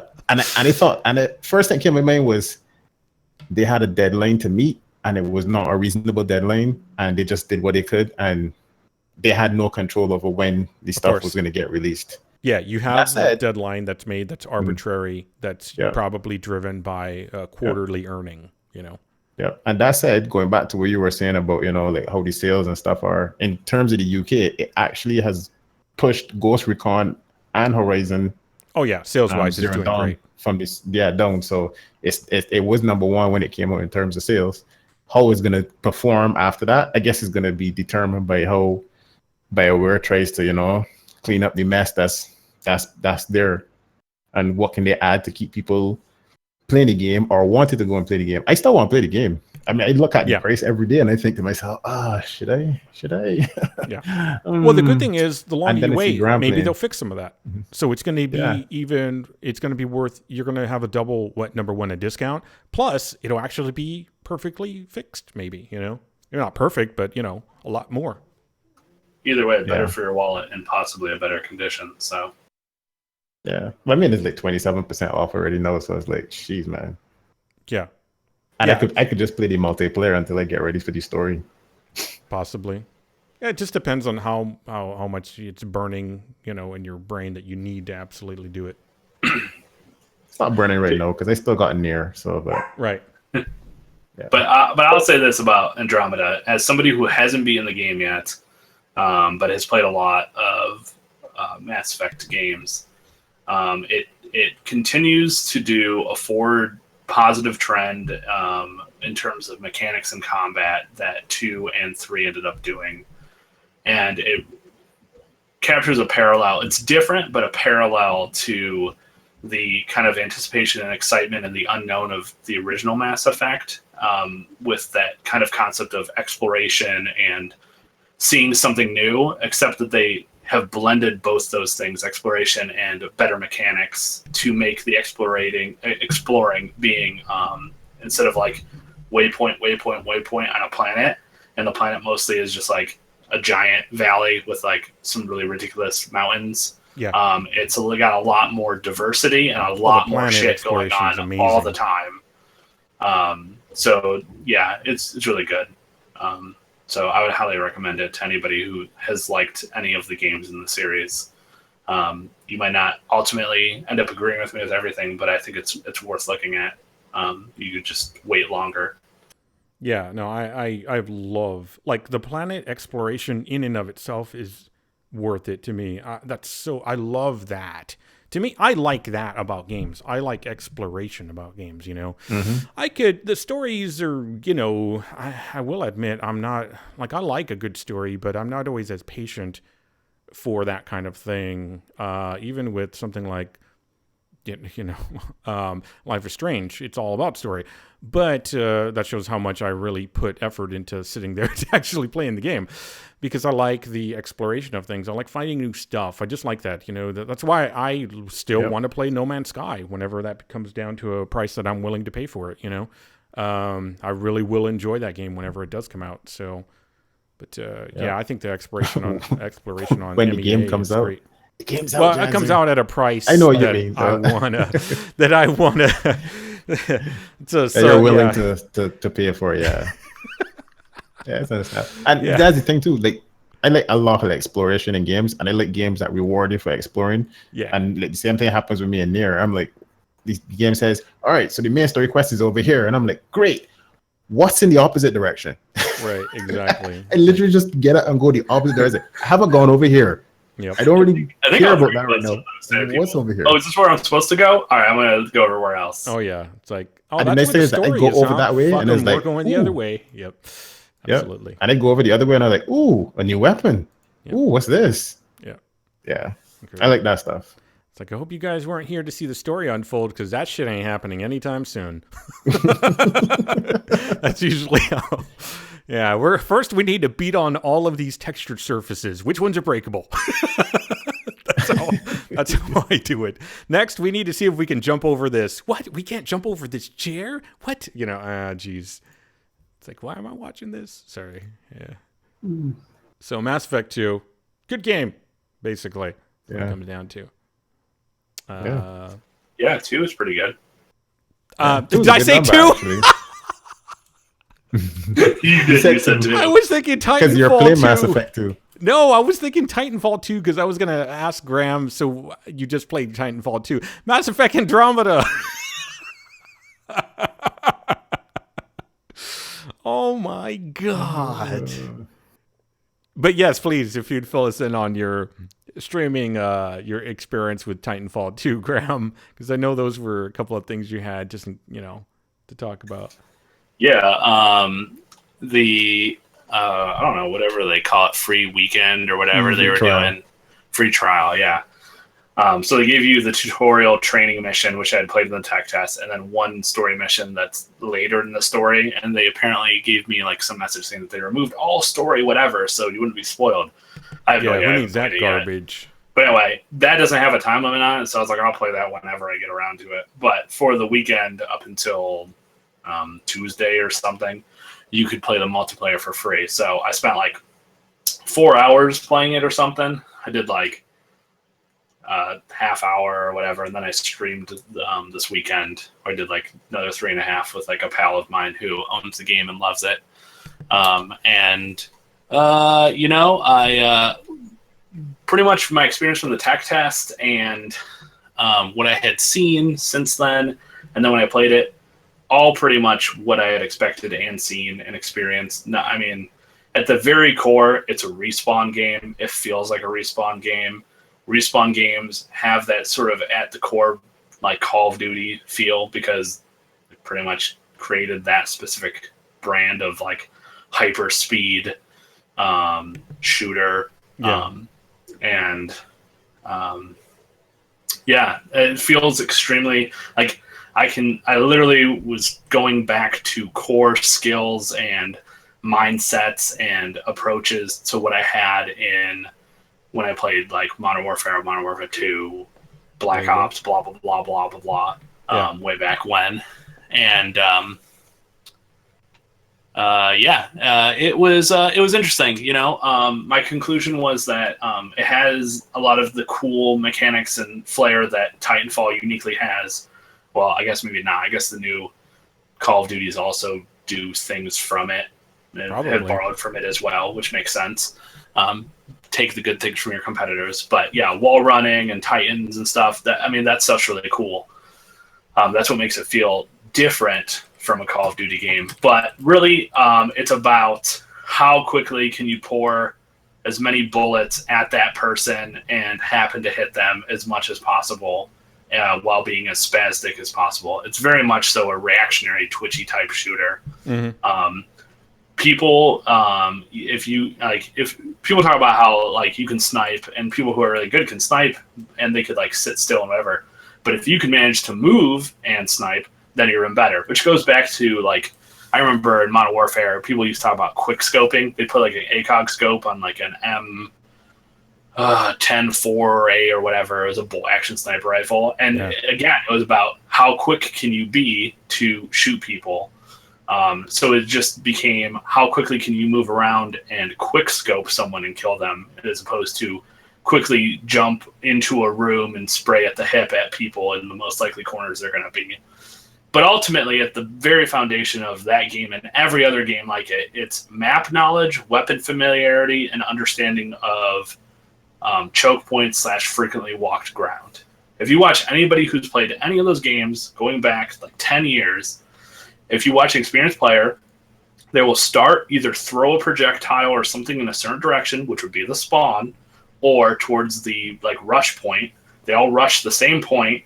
They murder the fuck out of people who are most likely going to be in those scenarios, and it continues from there. Yep. So, yeah, it's the same old. Yeah. But it has some nuances that make it new. But I played it. I had fun, and it has like an adrenaline kick because it's so intense and so fast all the time. Yep. That it's slightly addicting, but at the core, it's the same thing I've played and I got burnt out on, like 7 years ago. Right. So yeah, and they're experiencing a big drop off in players. That's why they have been. They're just doing something about it, And I think the Call of Duty player, and I probably didn't use these terms, but I probably made fun of them and made light of them as a community years and years ago, that they're like druggies and they just keep trying to get the same fix from something similar over and over again. And when it doesn't work, they're just like, blah, blah. Yeah, I did it with Counter-Strike. Then they wait for the exact same copy of something new to come out, so the next Call of Duty every year, and they play that because hopefully it'll be something new to them, even though it's the same thing, because they want the same thing, but they're developing a tolerance to it. So just one fix. Yeah. Yep. Exactly. So it's a Ministry song. I mean, would I pick Titanfall over a Call of Duty game? Probably, but would I really want to spend a lot of money on it? No, but I also haven't played the campaign, so I can't speak on that one level or the campaign. But I imagine it's very similar to like the Call of Duty campaigns, where it doesn't quite feel great, but kind of has really cool moments, and has a decent story and whatever, and situationally exciting moments, but mostly forgettable. Yeah, That's an interesting thing about that story. I kept hearing, "Oh, it's a great story. It's a great story," and I heard it from a lot of different places, different podcasts, people that are, respect and all that. And then when I played it, I was like, "This is the thing I am going through. I didn't have like, wow, that's the most amazing. Oh my God. And in fact, I did one thing just as a test. I never answered BT, which is your mech's name. I never made any responses to the mech because I was like, if that's the only thing that they're going to use to try to like get you involved with the story, it's a fail. Because the whole thing was supposed to be like, well, your dialogue between the two, you and BT, but I didn't really feel anything special about the dialogue either. I was like, those are pretty like cliche responses and expected responses, and I'm not shitting on it. I think it's a quality game the same way that Mass Effect Andromeda I think is a quality game, but I just think that it was definitely not groundbreaking or anything. And they pissed me off when they didn't put Frontier Defense in it, motherfuckers. So, they're not going to ever get my money until they do that. Oh, wait, I already have the game for free. That's right. Either way. So, but they weren't going to get my money until they put Frontier Defense and Frontier Defense, for those people know. There were like two modes that people kept playing Titanfall 1 all the way to the end. One was the whole PvP, just kill the shit out of everybody. That mode, attrition, right. The other one was Frontier Defense. I was even able to play a Frontier Defense game the other like week or so recently. So, even though it didn't have the percentage that attrition had, if those are the last two modes that people are playing, you kind of think, well, maybe we should add this mode in. But no, they added other modes that were interesting. They try to make things different and change it. But I don't have any other game where I can be a big mech and have my big mech friends and we can big mech around, defending something. So, yeah. Makes me sad. It's really interesting. You talk about the whatever B2, whatever you just said is whatever mech's name, because it's a very similar type of concept that maybe like your interactions with, let's say, Legion. So Legion, the Geth squad member from Mass Effect 2. You have interactions with this person, and you're like, oh, I feel like maybe you're more human, and I'm having this interaction, so we're building a bond. Except that in a game like Mass Effect, you do a lot of shit, and there's a lot of conversations. With a robot, you're like, hey, good job, robot. You're cool and you're big. You saved me. We're friends. And I just don't think the game has the same type of format that really gives a good character development, even though it might still be there. Yeah, so it's not really their thing, and so it's only going to come off as so good because they don't have enough time for it. It's not really the focused goal. And then when I think about stuff that they did do fairly well for them, like the Call of Duty Modern Warfare games followed different characters, and like Soap McTavish and blah blah and all that stuff with him. Like in the moment when I played those games, like, oh, it was really cool. I'm really invested in the story. If you ask me about the story now, I don't give a shit. It was pretty forgettable. It really was. I mean, in the moment, it was really cool and it gripped me. But like an hour later, it's like, I remember it. But it's not like some of the other stories from games that I think of that you like call back to, like, oh my god, that's such a good story. The way they did this and this and that was so good. I'm not going to be thinking. I can't pinpoint any of those things. No, one of my favorite characters of all time is Commander Shepard from ME2 because that was the only Mass Effect that I played to in full, and that Jennifer Hale as the voice actor for the Commander just really just left a mark in my mind to where I feel like that's one of the greatest characters I've ever played in a game. I'm never going to feel that about Titanfall. I don't like that my pilot in Titanfall 2 talks. I don't like it. It's not my thing. Some people enjoy attacking, protagonists. Silent protagonists are terrible. Voice acting is the only and best route for any protagonist ever. What's wrong with you? Right. So I was like, that immediately disassociated me from the character because I was like, that's not the voice I hear in my head when that kind of stuff. And so I was just like, huh. And that's fine. It's perfectly fine. It just isn't, there's reasons why things work and reasons why they don't work. Part of it was timing, and part of it is mechanically it's a great game, but they also didn't do the things to game the gamers, is the way I like to put it, which is basically hook people. There's no, like Volts was saying, competitive. And I was like, no, they didn't put They didn't not put Frontier Defense in because they wanted to spend time on competitive. There is no ranked in Titanfall 2. In fact, they even went so far as to strip out how many players are playing what type of game mode, because they thought, well, psychologically, if players see that there's only so many players playing, then they're going to think, well, I don't want to play because there's really nobody playing. That didn't help the player base either. What's missing is they need more things to hook the people. They need something to reward that progression or staying around. People are like, well, maybe daily logins. I personally hate daily logins. I know it's easy to do, but I don't like being fished like that. I don't like that carrot being stuck in front of me like that, where it's like, oh, log in. Don't do that. Let me work towards that progression, whatever it is, unlocking stuff. They probably need something more along the lines of like what Overwatch has done or Rainbow Six Siege has done, more cosmetics and that kind of stuff. That's kind of what keeps people with shooters, a lot of the time. It's like, what else can I unlock? What else can I unlock? Got to give it a little bit more. But I think that they did a great, mechanically great game. And unfortunately, it's not enough to like, you don't have that gambling addiction going on. And sad to say, but that's really what's going to keep a large amount of players, unless you're free from that kind of psychological warfare. And you just play games based on how you want to play them. I'm playing an old game right now called Shadowrun that is extremely grindy. But I like the format of that game. It doesn't reward me, externally. There's just intrinsic reward I get that I know later on down the line I'm going to get rewarded for all this grinding I do. It's not a beautiful looking game. It's for the Genesis. It's there's nothing special about this game. It's a super old game, but it's because I'm free of that psychological like, hey, if you just log in today, in 150 days, you're going to get this reward. I don't give a fuck.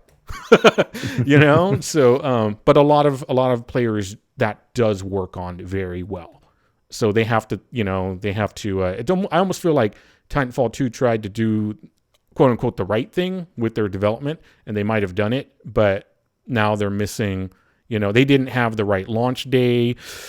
They have to compete against two other people that are pretty much have been doing this for a lot longer than them, and so they're better at it, so maybe not mechanically better. Maybe not mechanically, but they're better at the game of promotion and marketing. If they had more options for cooperative play, I think I would buy into that game. Yeah, if I would be able to play something with friends and still enjoy the mechanics of the game and the gameplay of the game, but without a competitive context, I think I probably would. Yeah, I'm here to say it, but yeah, that's exactly what it would be. About that game, the game Titanfall 2 has kind of a high bar for a lot of casual players to hit, and like me, and I'm calling myself that. I don't have that tracking ability anymore with my mouse. I don't have that quick reaction time, so I don't enjoy PvP, and so much of that game is about PvP. It turns me off. I don't even care if people say, well, you could do the bank mode where you get money and then deposit it. Guess what? There's still other players fucking me up. All right? Oh, yeah. That is PvP. I don't give a shit if you say I can ignore them, because psychologically I'm getting owned by these motherfuckers over and over. It does not make me feel good as a human being. and it's really interesting.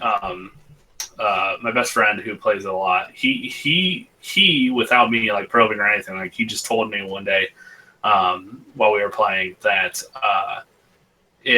he said it in a way that was exactly the same as I would have described every single Call of Duty experience I had ever had. The games are very far and few between where they're close. They're almost always one side crushing the other. And either you're on that winning side and you're like doing great and you're like the most amazing player ever, or you're getting shat on and you can barely walk two steps. I agree. And that is extremely familiar to when I was playing Call of Duty. I was usually the team that was stomping people. Right. But every once in a while you'd get somebody like an entire clan or something, and they'd just everybody. Yeah. But that's how it was. Yeah. I mean, and I don't like that. I like more of the give and take. But that game, just maybe the way it works, the format, or maybe it's the player base, You have a lot of people who are more casual and just kind of like running around having a good time and they don't feel as invested. Or you have people who are super hardcore and that's the one game they play and they like memorize the routes and master this, that they are so above the majority of players that it polarizes the games, the teams. I used to do that. That was me in Counter-Strike all the way up to like 1.5. I absolutely, that's exactly like me and my buddies. We would do exactly that. Ran routes. We knew timings on everything. If I start from here and I hit this spot, this spot, this spot, this spot, or this spot, most average players are going to do this, or this. Above average players are going to, we knew all the iterations. We knew all the parameters and we could do everything. And that's why, like you said, that fix, I wasn't getting it anymore. So then it came down to, I'm going to knife everybody. Because I can't get my dick hard anymore by shooting them, not even with the pistol. Even the weakest pistol. You want that next challenge. Yeah, it wasn't even so much a challenge. It was like what Graham said. I think he hit upon it right. It's more the little endorphin release was not there. The adrenaline rush. Not even, the adrenaline, endorphins. It wasn't even happening with the weakest pistols anymore. I was like, I'm going to knife everybody because I'm too fucking good, When they said the challenge is that you want that next... Or is like you have to up the challenge. Drug. I don't even want drug. I have. It doesn't do it for you anymore. So you need to challenge yourself to do more of that. Drug. I mean, take a bigger hit. Tie off both arms. Yeah. Because I played a lot of Modern Warfare. I got to the point where I was like, all right, I'm gonna collect every single fucking banner ever, every emblem ever, and there was like things where it'd be like, get the winning kill cam by crushing somebody with a supply crate. And it was super impossible to do. Right. But you know what? I would spend every match for like 35 matches trying to do it until I happened to do it. I'd be like, all right, how many kills left? How many kills left? Everybody, time to kill is so fast in this game. There's like 3 kills left. All right, I'm going to call it in here, and I'm going to lure somebody over to me. I'm going to spin around in a circle. I'm going to just shoot up in the air. Maybe they'll come over and try to stab me. I don't know, whatever. And like that's the shit I would do. Like it's totally just random bullshit because you just end up doing so well that nothing is interesting and you start having to do other stuff. But and that's why I'm not really into Titanfall 2 because I burnt myself out hardcore in Call of Duty and Titanfall 2 is a little bit too close to home. I've done my time. Yeah, exactly. Done my time. Yeah, for sure. Yeah. Wow.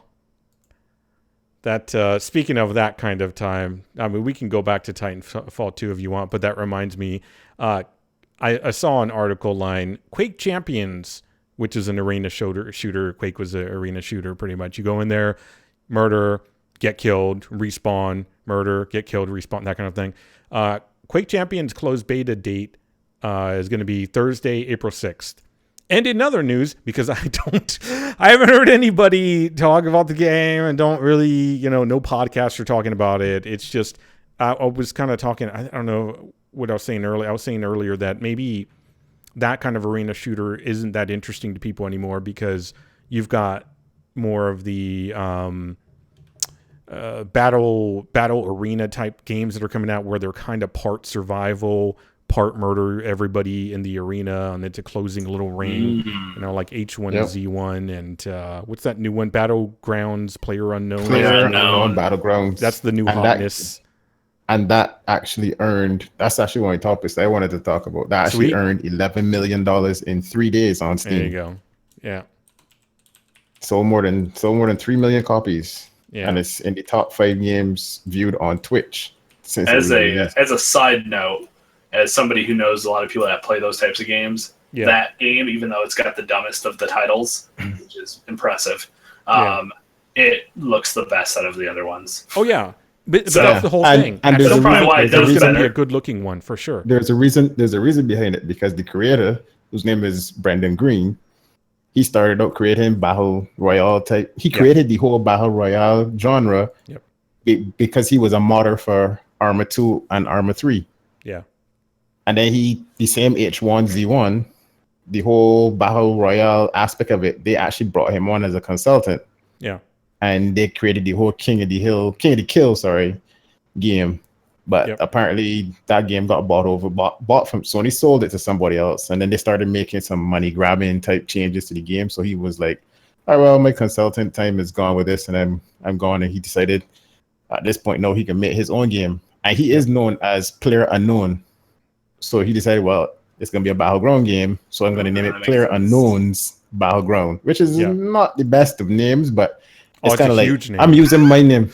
I'm using my, my name, which is my brand. Yeah. And that's why I'm more receptive of the title now. I didn't know that. That's interesting. Yeah, they know him as a modder that created all this stuff. So once they saw PlayerUnknown's Battleground, they were like, what's this? What's this new game? And it's in the same genre. So, but what I like about it is that he's also now that the game is out, it's doing very well. I think it's still in early access, but he's going to spend all this time. And he also said specifically that he does not want the game to stay in early access, like how DayZ and H1Z1 had this long period where they just he wants to focus on getting all the bugs and other things fixed in the game. That way now too, he's going to open up the doors to other modders to come and be able to mod the game, which is only going to increase the lifespan of the game. Just like how Skyrim has tons of people still making mods for it. And then that also connects with his fan base, because his fan base is, he's come from a community of modders, people that love playing games that you can mod. Yep. So he is essentially a gamer's gamer then, or a modder's modder. So he's giving back to them what they've given to him by supporting the game. So I think it's just going to be a win-win. Yeah, it sounds good. Like a lot of things. Hell, the DayZ guy always talked up like, oh, well, this and this. Oh, it's going to be this year, blah, blah, blah. So, as always, we'll see. But it's a good start. He has already started to make changes to the game to improve it. And so it's not like, oh, well, we will do this. No, he says, we're going to do this. And then some of the stuff actually started to happen. Like some of the stuff has actually been implemented. And he has like a full list of stuff that is going to be done, and he's gradually doing them. So it looks promising. Have you played this at all, Phil? No, I don't play those kind of games. I just like the whole backstory of it in terms of somebody that created a mod. Like that's like how Dota came about, and Dota 2. That the guy that made that was Ice Frog. He pretty much just made a little add-on for Warcraft 3. Everybody was playing this 3-lane game. So now all that whole MOBA scene was created by that one guy. And now he has Dota 2, that he's doing that with Steam. So with Valve, sorry. And that's how that game has, that game and that whole genre has come about. So I like that. This guy, Brendan Green, has created a genre from doing modern as well. Yep. But he's not forgetting his roots and what makes those kind of games good. He's putting it all back out there for people, because somebody might come and do a mod that works off of the whole Battlegrounds game, and it might start another genre. At which point he's got tons of money. He could say, "Hey, come and work with me or along with me, and let's do this other thing." I just like when you have, it's kind of like CD Projekt Red, where you got people that are passionate about gaming and games or modding, and they get an opportunity to do something, and then the gamer community responds and says, yeah, this is what we like, as opposed to, oh, we can just keep buying your game, and then we get pissed, like, For Honor, fuck you, Ubisoft. Well, isn't there like support games that have good people behind them? Speaking of that, and we can keep talking about that if you want, but just really quickly, I know that there was supposedly the community was like, we're going to boycott the game because of the costs. Yeah. So recently they made an adjustment to where you can earn more steel or whatever. But geez, man, talk about a dropping player base, Yeah. But I didn't. Like I said, I don't want to keep. I didn't want. That was just a quick. I don't know what Graham was. You were asking something about the. I know you were asking if I ever played it. I don't really like those battle royale. Yeah, I know Ginger doesn't either. I don't really. I've played the King of the Kale one before the H1Z1 separated to the PvP. I think they're entertaining and survival one. But I know a few people that I watch on Twitch, and I know that do it a lot. And my brother-in-law watches a lot of people that play that game mode, even though he also personally has no personal interest in it. But it's pretty interesting. So I've seen this specific game, and I've seen some of the other ones. I just wanted to share if anybody else had seen Battlegrounds PlayerUnknown's. I saw some of it. I've seen a bunch of it. Yeah, I just don't like personally. I'm not in that mindset anymore. Like I have nothing. To me, I don't know. I think people approach it for a lot of different reasons. But what keeps me away from something like that is, for me to play that game, it would require me to want to kill other people, which essentially is just saying I'm just better than you tactically, mechanically, meaning like better reflexes and all that. And I don't have that need. Like I don't have that need in me to say I'm better than you, you know, and gamers are competitive. There's absolutely, like, I've got a competitive edge. That's not an issue, you know, otherwise I wouldn't be play games on like Mass Effect 2 on Insane, too. You know, like, but I don't feel the need to prove that I am to other people. I guess that has gone. Yeah, and I say you used to play CS:GO, so no, I never played Go. That's Global Offensive. No, sorry, CS. Sorry, used to play just CS, right? Oh yeah, absolutely. And I would just, but even back then, your MLG Pro retired. You don't need trophies anymore. Even back then, it was more. It wasn't even about like I want to show that I'm better than you people. It was more of a I want to show how good my skill is. It was. I'm very, very selfish. Let's just put it that way. All right.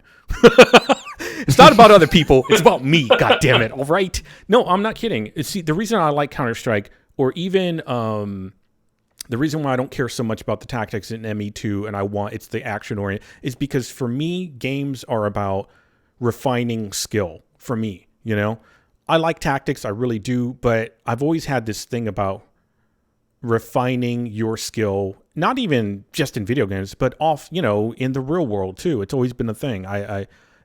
There's something that's important in that for human beings.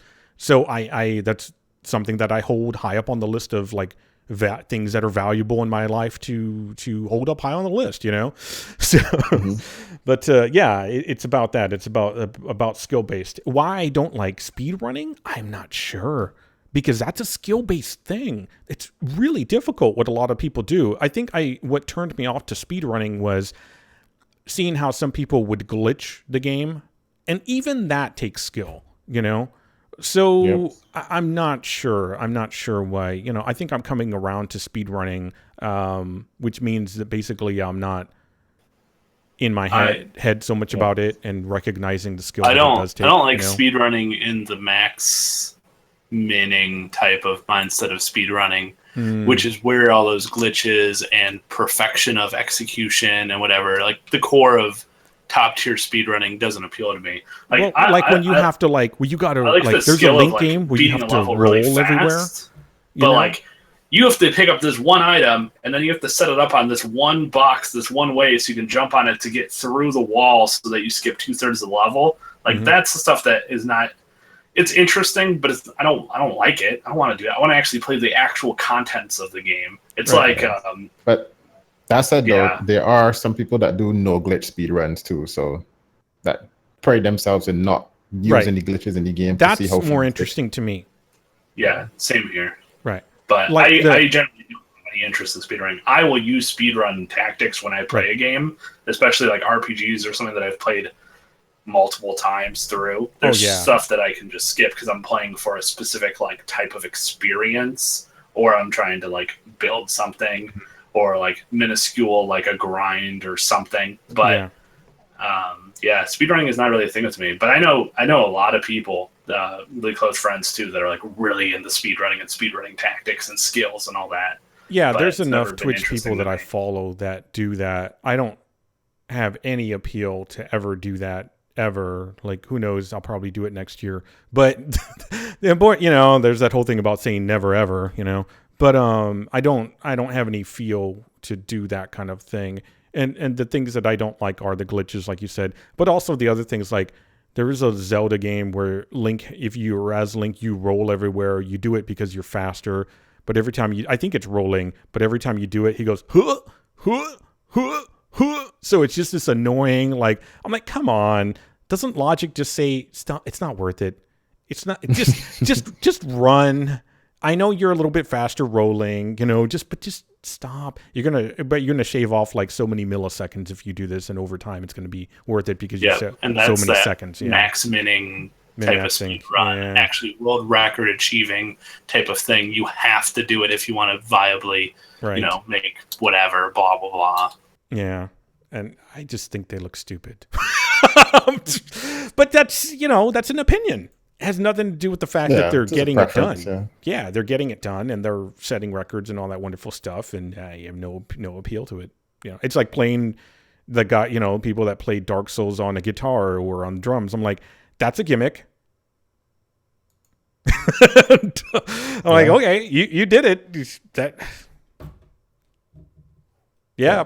But tying back to like the same PlayerUnknown and developers that are people who are either gamers or really invested in the game. CD Projekt Red actually stated recently that they sold 25 million copies of the whole Witcher series now. That. Which I thought was pretty good because, it's a small company of gamers who wanted to create a game, and they create a game with gamers in mind. So, they don't have all the DRM and that kind of stuff involved there. But one interesting thing that also came up. Go ahead. Sorry. But another interesting thing that came up from that, CD Projekt Red, is that they actually have been recently now known to be trying to trademark the word cyberpunk for their Cyberpunk 2077 game. I hate that garbage.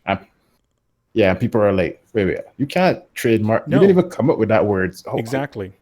So yeah, I don't know what the full details. It might just be them saying, look, we don't want other people to create another game named Cyberpunk because then it's too closely named with our game. But I don't know how trademarking works in that regards, because I'm sure if you trademark for a word for something specifically, it also covers you in other areas, which is what people will be complaining about. Like, no, you can't just take a word from us being able to use it. Well, that's taking a genre is what it is. That's like saying, I'm going to trademark dystopian. No. No. No. Call it Cyberpunk 2099. I don't give a fuck. Or 4099. You're done. That's it. Next. Great. Just stop being stupid. Ugh. And I want to play that game because I like that genre. Hence I like playing Shadowrun because that's that whole. And based on the experience that I had with The Witcher 2, I own The Witcher 3, but I've never played it. I think that they would do a really nice job with that type of setting, just the way they do NPC interactions and combat and world and atmosphere and everything. I think that they would and that's a series I have no interest in playing, but I've seen it since day one when it first came out. I had a buddy that just loved it, and he would rave about it, and I would watch him play it. The Witcher and Witcher 2. I just have zero interest in playing it. And I'm fine with that. Yeah. There should be nothing wrong with it's like, oh, okay, anybody could say, well, you're missing out, and I'd be like, you know what? I think you're right. But I'm okay with that. That should be acceptable. I shouldn't have to be an open-minded gamer in the sense that I play everything just because it's there. No. Yeah. There's got to be some limitations, man. Yeah, acknowledgement doesn't have to come hand in hand with acceptance. Yeah. You don't have to accept something or experience something to acknowledge that it's good. Yeah. Yeah. I wanted to like the first Witcher, but the combat in that was just, I did not like the combat. And it also didn't run that well on my system. I guess it was just a configuration issue, but I just really disliked the combat. So when I saw that 3 had a change in the combat, I got interested in that. I started playing it, but I haven't really done much in it. But I really do want to find a time to sit down and play through it properly. But they got other games that in there that I just trying to get played first. Yeah. But Witcher 1 and 2 are not like 3 in terms of combat. So gotcha. 2's combat was like a poor man's dodge-heavy Dark Souls. They had some cool other mechanics, but I was like, oh, I'm pretty much just generalizing my Dark Souls skills here, and combat's pretty easy. Especially once I realized there's some rune that you could use that makes you real tanky. And I was like, oh, I'm pretty much just winning everything because I'm just abusing this mechanic. Damn. Well, StarCraft's going to be free. The original StarCraft, they're going to release that. I tweeted about that earlier this week. It's cool for people who like RTS because StarCraft is pretty high up there in a lot of people's experiences. That's cool if you had it. That's if you liked old school RTS because I wouldn't finish. There are a lot of stuff in that makes it way more complex than people who are playing like RTS now have to deal with. Like you're not able to select multiple groups, and it's a lot more micromanagement than what you currently have to do now. It's painful, like for in this day and age in comparison. Like what's in StarCraft 2 is a lot more streamlined and better function. It's a better layout for a game, but apparently it's the Korean market, where the first StarCraft game is still thriving. They don't like StarCraft 2. They hate it. Yeah, and StarCraft's not that bad. I mean, I played it for so long. I never really had. No, I'm not saying it's bad. Yeah. I'm not saying it's bad. I'm just saying that if you're used to how things work in StarCraft 2, you're saying if you're younger new, homies, right, or you've still got the RTS more recently, going backwards. Is exactly. I pretty much stopped RTS by StarCraft 1. Right. So, if you played RTS back then and you like them, it's gonna be perfectly fine with the remaster because it's not remake. Some heavy shade. Remaster. All I said was it's gonna be free. No. I have that on my list too. So I was just that was an interesting thing because it might not be worth your bandwidth, motherfucker. Because, there you go. And think about it. I say that because they are doing it because of they're not changing a lot of the stuff. They're just remastering it so that a lot of the mechanics are. I didn't even talk about that part. Mainly for balancing. It's mainly for balancing and making sure a game flows the same way that it used to. And also the Korean market is going to be big for the Korean market. That's true. Because it's gonna enhancing the graphics. So you're mixing two different things, for it. And I'll explain. What I had originally started was the original StarCraft's going to be free for everyone after the next update of StarCraft, apparently. But they're also remastering StarCraft. So there's two different things. Yeah, they're going to remaster StarCraft, but you're also going to be able to get the original. And the remastered version is going to have like updated audio and stuff like that. So yeah, that'll be interesting. So yeah, that's a thing to look out for. I played the crap out of the first StarCraft. Pretty neat. God, me too. Yeah, Brood War too, though. See, I didn't see anything about the Brood War being part of it, but I hope they do. No, Brood War. I don't know if Brood War is going to be free, but they are remastering Brood War as well. Oh, sweet. Yeah. I mean, I'm not going to be going to be free. Yeah, I'm not going to go and download it again. I have those discs, and if I ever wanted to play it, I could. It's like one of those things, like Graham, what you said about Call of Duty. Been there, done that. Great, enjoyable, loved it. Next. Not in a bad way next, just in a love ya, but now I'm moving on, and I'll always have fond memories. It's great. Probably never want to play you again, but that's okay. Who knows? Hey, who knows? But probably never. Oh, man. But I did another free thing. I played that Final Fantasy 14 free trial. Final Fantasy 14, of course, being free up to level 35. You can make 8 characters on one on a server each. So you can have 8 characters spread around on different servers, only one per server. There's a lot of limitations there. You can't use the crafting market where the trade market basically, where auction house happens. So you're stuck with, just in-game stuff. You can't make your own groups. You have to be invited to be into a group. You can't be part of a free company, which is basically like a clan. There's a whole shitload of limitations on it. I have to interrupt to ask you, with all those limitations, and I know that MMOs usually take a while. Like you have to get to a certain level before a lot of the game really opens up in terms of skills and stuff that you can do. How was it for you? Because you played a few hours of it that night. Yeah, you're not interrupting. You're flowing through with what I was saying for sure. All of that. I replayed it, and no.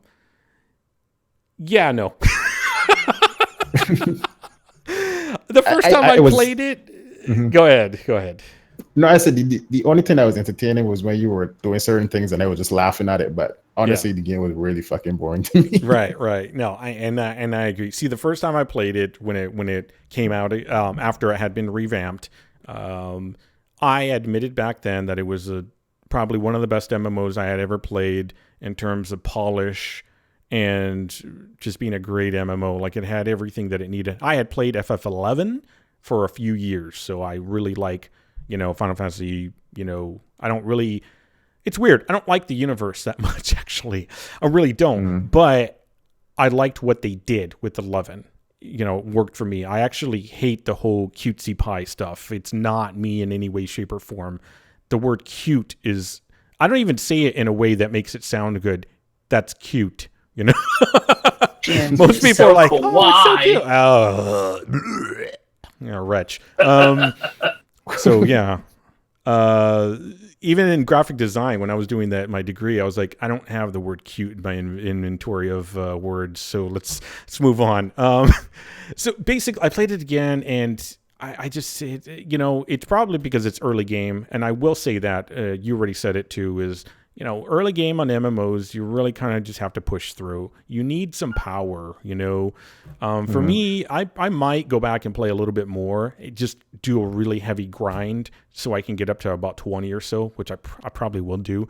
But it's not going to be a fun time, It's not going to be fun. And like you said, Phil, like there's certain things I said during my live stream too. I'll make fun in my own, but that doesn't mean the game is like that enjoyable. The mechanics are fine. It's just, in the face of something like ESO, which is an action-oriented RPG MMO, it makes Final Fantasy feel very dated, because all of your actions are, you press a button, your character does the animations, press another button, your character does the animations. Yes, you can move around. More of a command as opposed to you initiating it.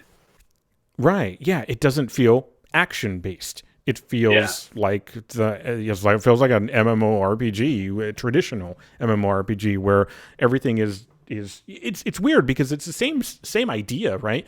In the action RPGs, you hit an action button and they do the thing, but it feels like you're more removed for some reason. It feels like you're way more removed. Like there's that many more layers between yourself and the actual actions. So you're like, I could just sit here and let him do whatever the fuck he wants to do, and I'll probably be done. It just the like in-game feedback and the responsiveness of everything tells you that it's more like you're telling your character, "Hey, that's correct. Go ahead and do this move," and then they do it. Whereas like more action-oriented games, you are like doing it. There's not like that slight disconnect or delay. Like it feels like you are doing this, and then you're actually doing it. I think you're right. It has something to do with the feedback, absolutely. And I don't really feel in a role-playing game, you should feel like you're role-playing a bit. So you should feel attached to the character more. Because this was a very big issue from Dragon Age Origins to Dragon Age 2. Gotcha. A lot of people liked the fact that Dragon Age 2 was very action-y feedback. Gotcha. And I was like, you're right. That is great. But all these other aspects about the game are total garbage. And for some people, they couldn't get through the gameplay of Origins because it was such like that sort of standard MMO order issuing thing. It just didn't feel like they were doing anything. It was just like, hey, do this, and then they watched their character do combat, and it really wasn't even that interesting looking. Well, I remember when Dragon Age 2 came out. Dragon Age 2. Like it was people did not like it. Well, it was garbage. The whole game was shit. They had like a couple of things here or there that I could be like, no, they did this all right. Like Isabella's chest. What? But yeah, I mean, I pretty strongly dislike that game for a lot of reasons, but that is not a rant for today. Yeah. I know we're getting close to the 2-hour mark here, actually. But yeah, I will place it. Will I pay for it? No. And that's another big problem too. I'm not going to pay for something that I slightly enjoy and maybe none of my friends are playing. That's another issue too. So, no, not such a great time, but it's out there. Another MMO that is going to be getting something interesting going on, Secret World, is going to relaunch as Secret World Legends. I know Volts at least played Secret World. It's a game that I always wanted to play. I think Emphasize has it as well. And it's going to be a shared world action RPG. So I think more ESO is what I'm hoping for. And it's going to go free to play at that. So that's going to be, they just said sometime in the spring, and technically we're starting spring, I think. So that should be good. I actually probably will play that because number one, free to play. Number two, shared world action RPG. So they said there's going to be past and future content is going to be available for free. It's the developers Funcom, I believe. They say there's about like 100 or so hours of content that's available there. They're going to have microtransactions added in later on, for additional characters, or apparently if you have a free, you're going to have you're going to be limited to one character. That's perfectly fine for me. I don't really need to be jumping around to 50 characters, and that's always, doesn't allow you to really get deep into a game when you're like, I'm going to make another character, So, Legends, Secret World Legends is going to have its own client available for download on Steam whenever that happens.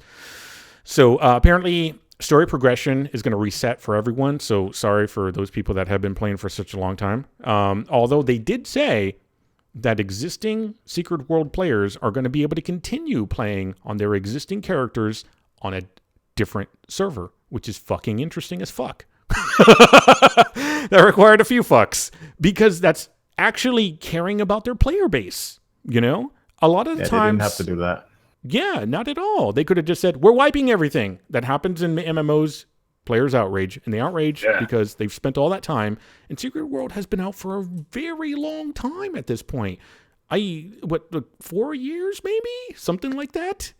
3-4 years. It's been around for a bit, that's for damn sure. So, that'll be interesting. I will be playing that whenever it comes out on Steam. So, Destiny 2, September 8th. Yeah, I was just going to say, there is a game that you actually are going to pay to play. Well, not per month. Yeah. No, right? But you're going to pay money to actually play. Oh, yeah. Well, it's like, purchase to play, baby. Destiny you 2. rolled into it like pay to play. I was like, no. No, I rolled into it. I know what you mean. Yes, I already paid for the limited edition, which is kind of a little point of hate here. I paid for the limited edition. So there's a limited edition and a deluxe digital edition. The only difference between them is not the price. Standard price right now is $59.99. There's a deluxe digital edition that's going to come out. There's a limited edition, and then there's like a collector's edition. The problem is the deluxe digital and the limited edition both cost $99. But the difference between them is the deluxe digital does not have some things that the limited edition does, which I don't fucking understand. They are physical things. Physical things? Okay. They are physical things, but let's say... Are they in-game things too? Well, I'm getting to it, man.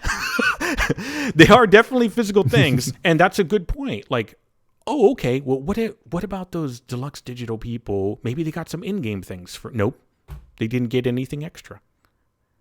So...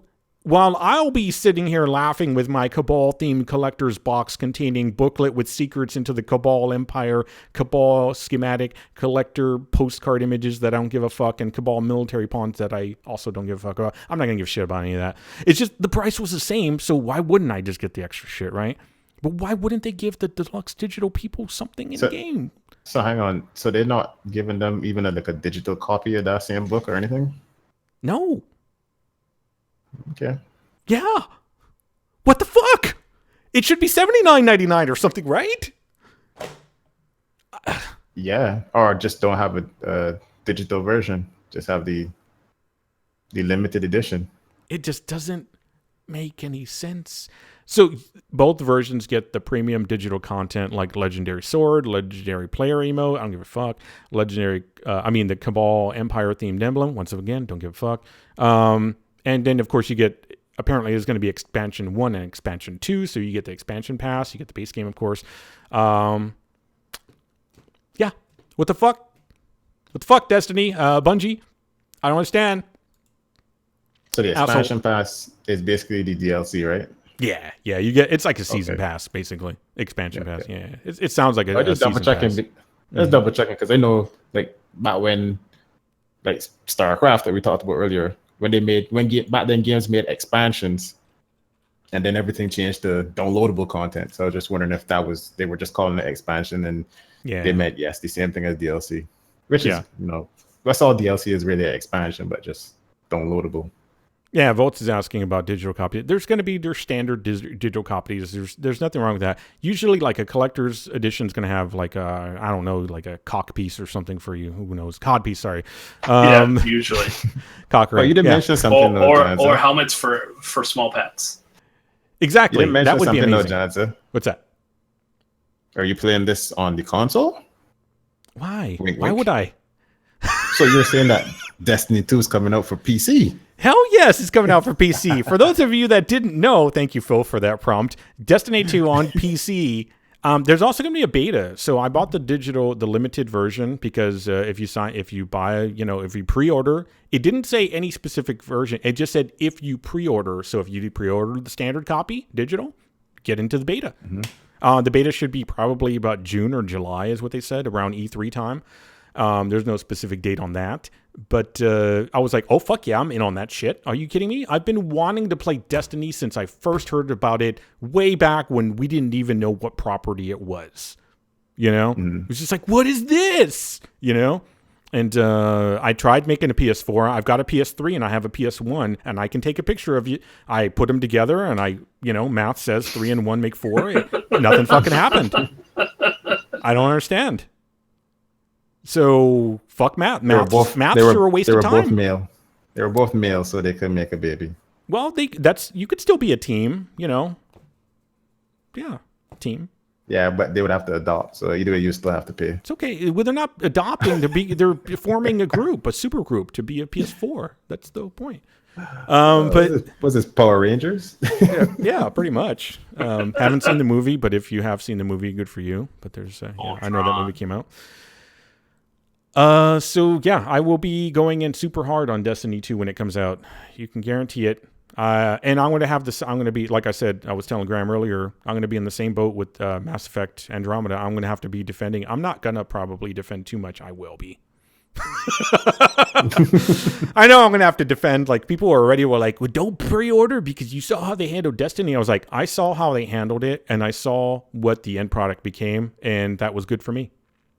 So. Yeah, I actually find that it's kind of a really strange thing how people are saying that, because I understand people saying, look what they did with Destiny and all that, how they fucked up. And I'm like, but then I'm thinking, yeah, but look how they fixed it. So it's like, so you think that they're going to fuck it up again? Or do you think they're going to learn from their mistakes, like how they did, and they fixed the game? So it's like, I'm just like, it's not the Division.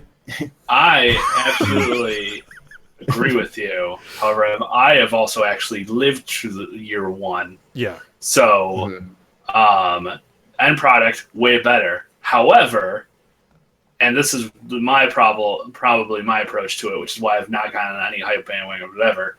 If they end up doing something similar, which probably isn't going to happen, but it could be. It could actually. They're going to go through an entire year. They're going to do a whole bunch of just random ass shit. Right. And then they're going to make a bundle with a new expansion, and it will have all the perfections. Right. And my year 1 experience of Destiny is not a negative one. Right. The content they released in year 1 isn't nearly as expansive or as quality as the year 2 and beyond. Right. But they were learning, so whatever. What's nice is they ramped up instead of ramped down like some games. What was interesting, which I'm still slightly salty about, but not nearly as salty as most people about, year 1, you had like the raids and all this really cool stuff that you worked really hard and you got all the loot drops, whatever. And then similar to like MMOs, whatever, they came in with a new expansion and all that stuff became obsolete. However, and this is the part that I'm still slightly salty about, in year 2, they created the like morphing system or whatever, where you could take any gun and upgrade its stats by feeding another gun to it, a better gun. Mm-hmm. However, that was not retroactive for year 1. So all of your prized favorite loot from year 1, literally garbage compared to the common drops that you found. And you couldn't upgrade it. But that new garbage that you got that was better than your old garbage could be upgraded. So that, I'm like, what? Come on. You can't tell me you can't retroactively apply that? Really? Come on. Yeah, everybody's got a break point. Absolutely. I think they had a lot of issues with the game engine that they, which is why they're switching over to. They blamed pre-gen shit on that all the time. They're like, "Oh, it's because the Xbox 360 and PS3, we can't do anything." Like, all right, graphically, sure, whatever. I get it. Might have been, but point being, yes, everyone has a breaking point, and yes, everyone does things based on what they want to do. Like, you heard all the criticism with ME, and that didn't stop you at all. You know, absolutely, and that's how that works. Yeah. Like, I'm gonna.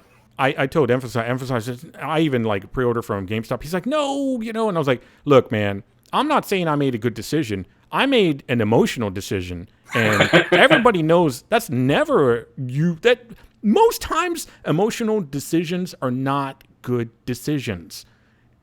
But I recognize that, and I don't give a fuck. Also, exactly. I don't buy top-rate AAA games left and right every day, every week, every month, every 6 months. I might buy one a year at most. And if I buy one, it's usually like, well, like Doom came packaged with another game that I really liked the first game of, which I never even played the other game it came packaged with, Wolfenstein, the Old Blood. But I know I can, and I had it on my list. It's just, you know, shit happens, whatever. But yeah, so it's just, hey, I'm not saying I made a good decision. I'm saying this is the decision I wanted to make, though. So I think everything that you guys are saying, 100% valid, and the reality probably of the situation. As somebody who did have that, I wouldn't even say it was a bad relationship, but a little bit burned.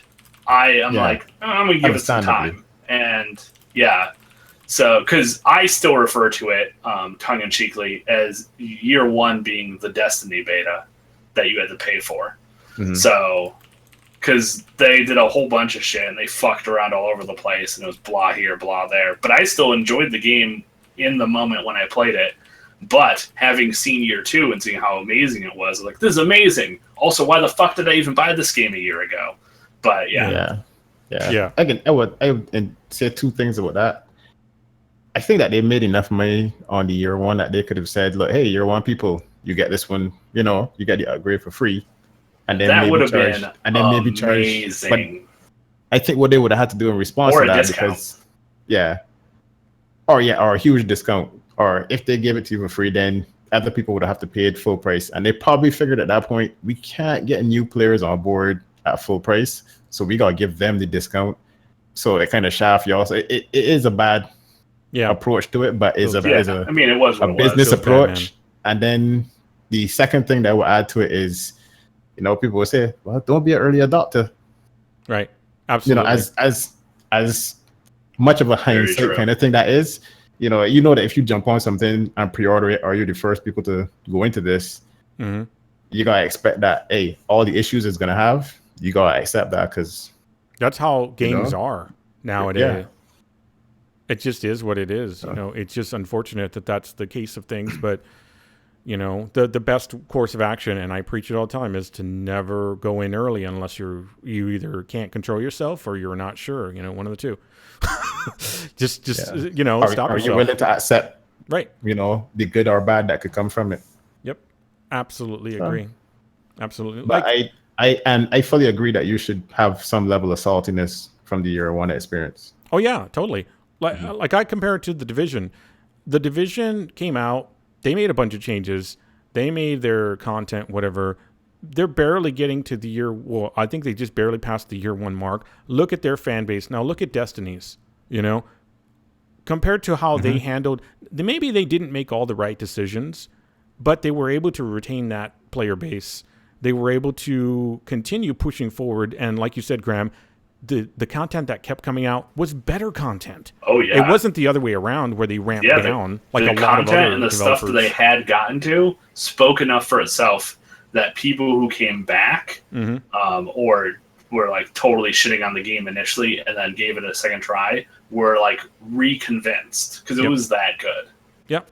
So and that's an opinion I think that you gathered from hearing people talk and of maybe from your own as well. But I think it's pretty fair opinion, because I think I've seen what I've seen too. Like I would watch Grindhead Jim play as well. I remember there was this one event where they were doing some racing or something on the Sparrows, I think, and I was just watching that little Sparrow racing, and I was like, this alone is a quality little product, you know, because I used to like I bought the PlayStation 1 because of Wipeout XL.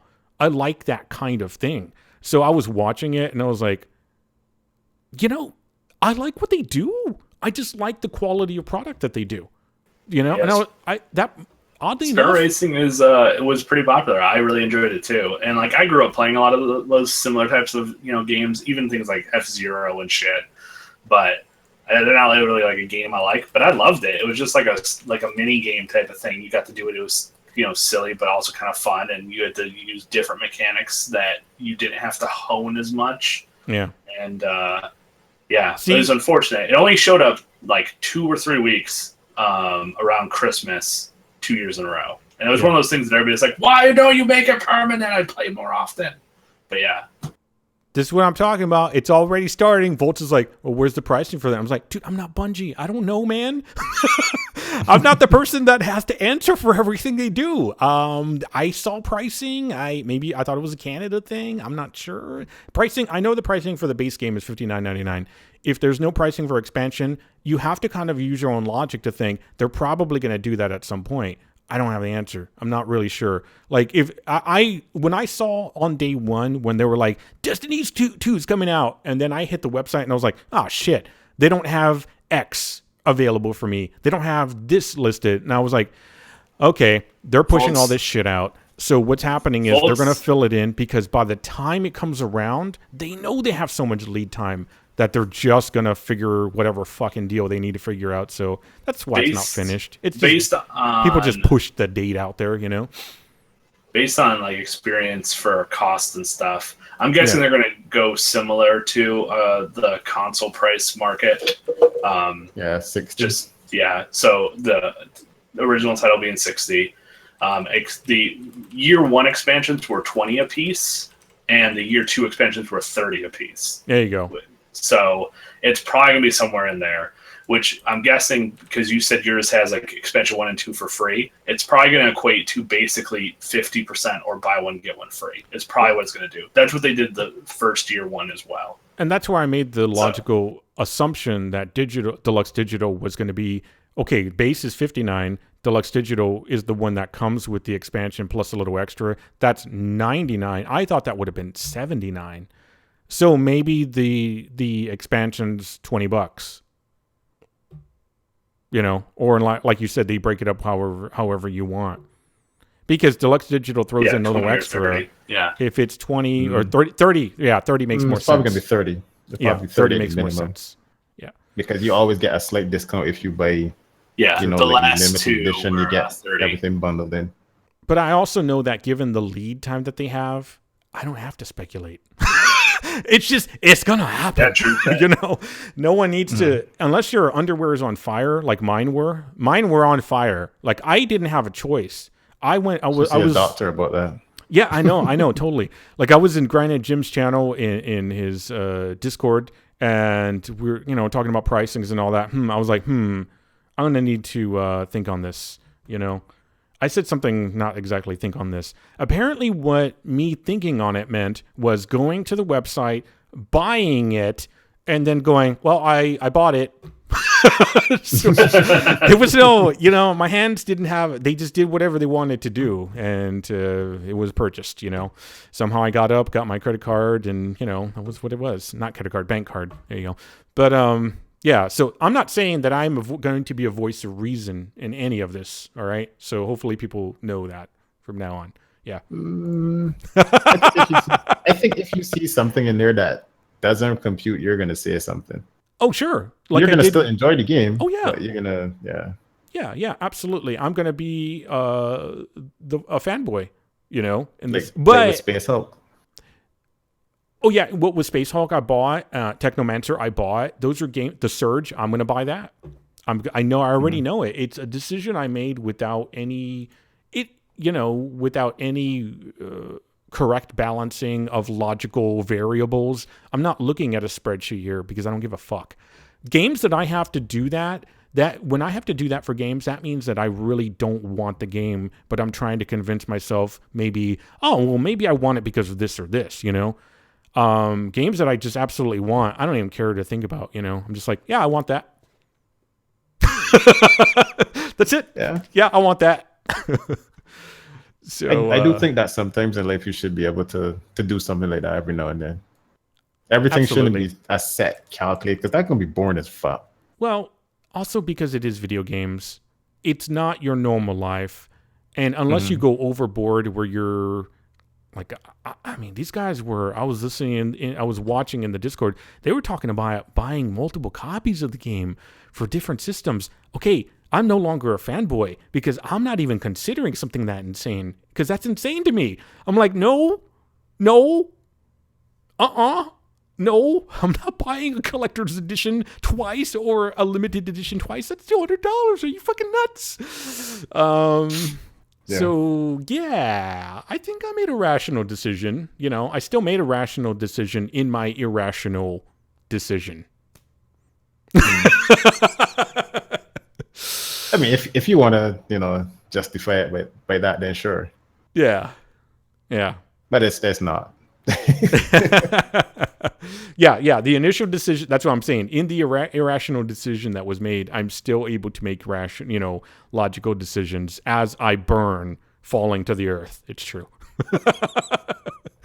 But I'm gonna have a good time with it, and like I said on Twitter, the clan buried hatchet will live on in Destiny. So I have not brought that back up again. And something I like that because I made the fucking logo for it. So, and I like it for other reasons too. But last two things, and we'll get the fuck out of here. Unless you guys have anything else that's burning that you need to talk about in your mind. Nope. I had other topics, but nothing burning. I did want to bring up this thing called Voice Attack, a game. Like it's a program. It's not a game. It's a program that assists you in games with voice commands, which, number one, I thought was really cool for like people that have issues with controllers or keyboards. Maybe they have some kind of, I don't know, like just maybe paralysis, or maybe they don't have full function of their hands, or maybe they don't have hands or they're missing fingers. I thought it was really cool initially because of that alone. I was like, this is fucking awesome for people that have problems with that. It doesn't help with people that have problems, with speaking. But you can also train this program, Voice Attack, to understand your voice. And what it does is it just follows commands that you set up for it in the game. Cool. Yeah. So you can tell it to, even like I was thinking about The Division, number one. I hate the fact that I accidentally hit my ultimate because I do it too many times. I've done it too many times and it's a waste for me. And then I'm like, fuck my life. I don't have that ult to save me. So I could just say, use ultimate or whatever, and I could train it to learn a specific. I could even tell it.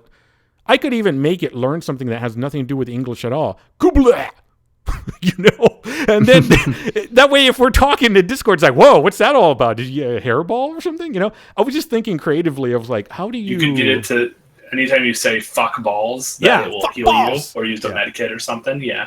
Well, yeah, or me, I'd be cock, and then there you go. It's like, the medkit's used, or ultimate's used, or ability 1 is used, or you could be ability 1. It's like you're talking normally, blah blah blah, ability 1, blah blah blah blah blah blah.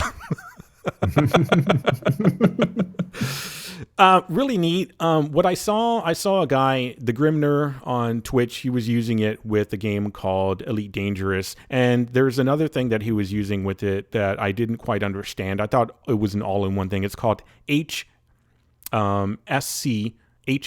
voice packs, and basically what that is you give it commands, and then there's another side of that's a quote-unquote AI, but I think it's just responses to things. I haven't fully looked into it, but it responds to stuff that you tell it. Or I think it's just very clever programming to where it's like you go in, you say some stuff, whatever, and the AI will be like, well, I haven't seen you in a while. Like, yeah, it's been a while. It's actually been, 3 days, 49. The AI is kind of a smart ass.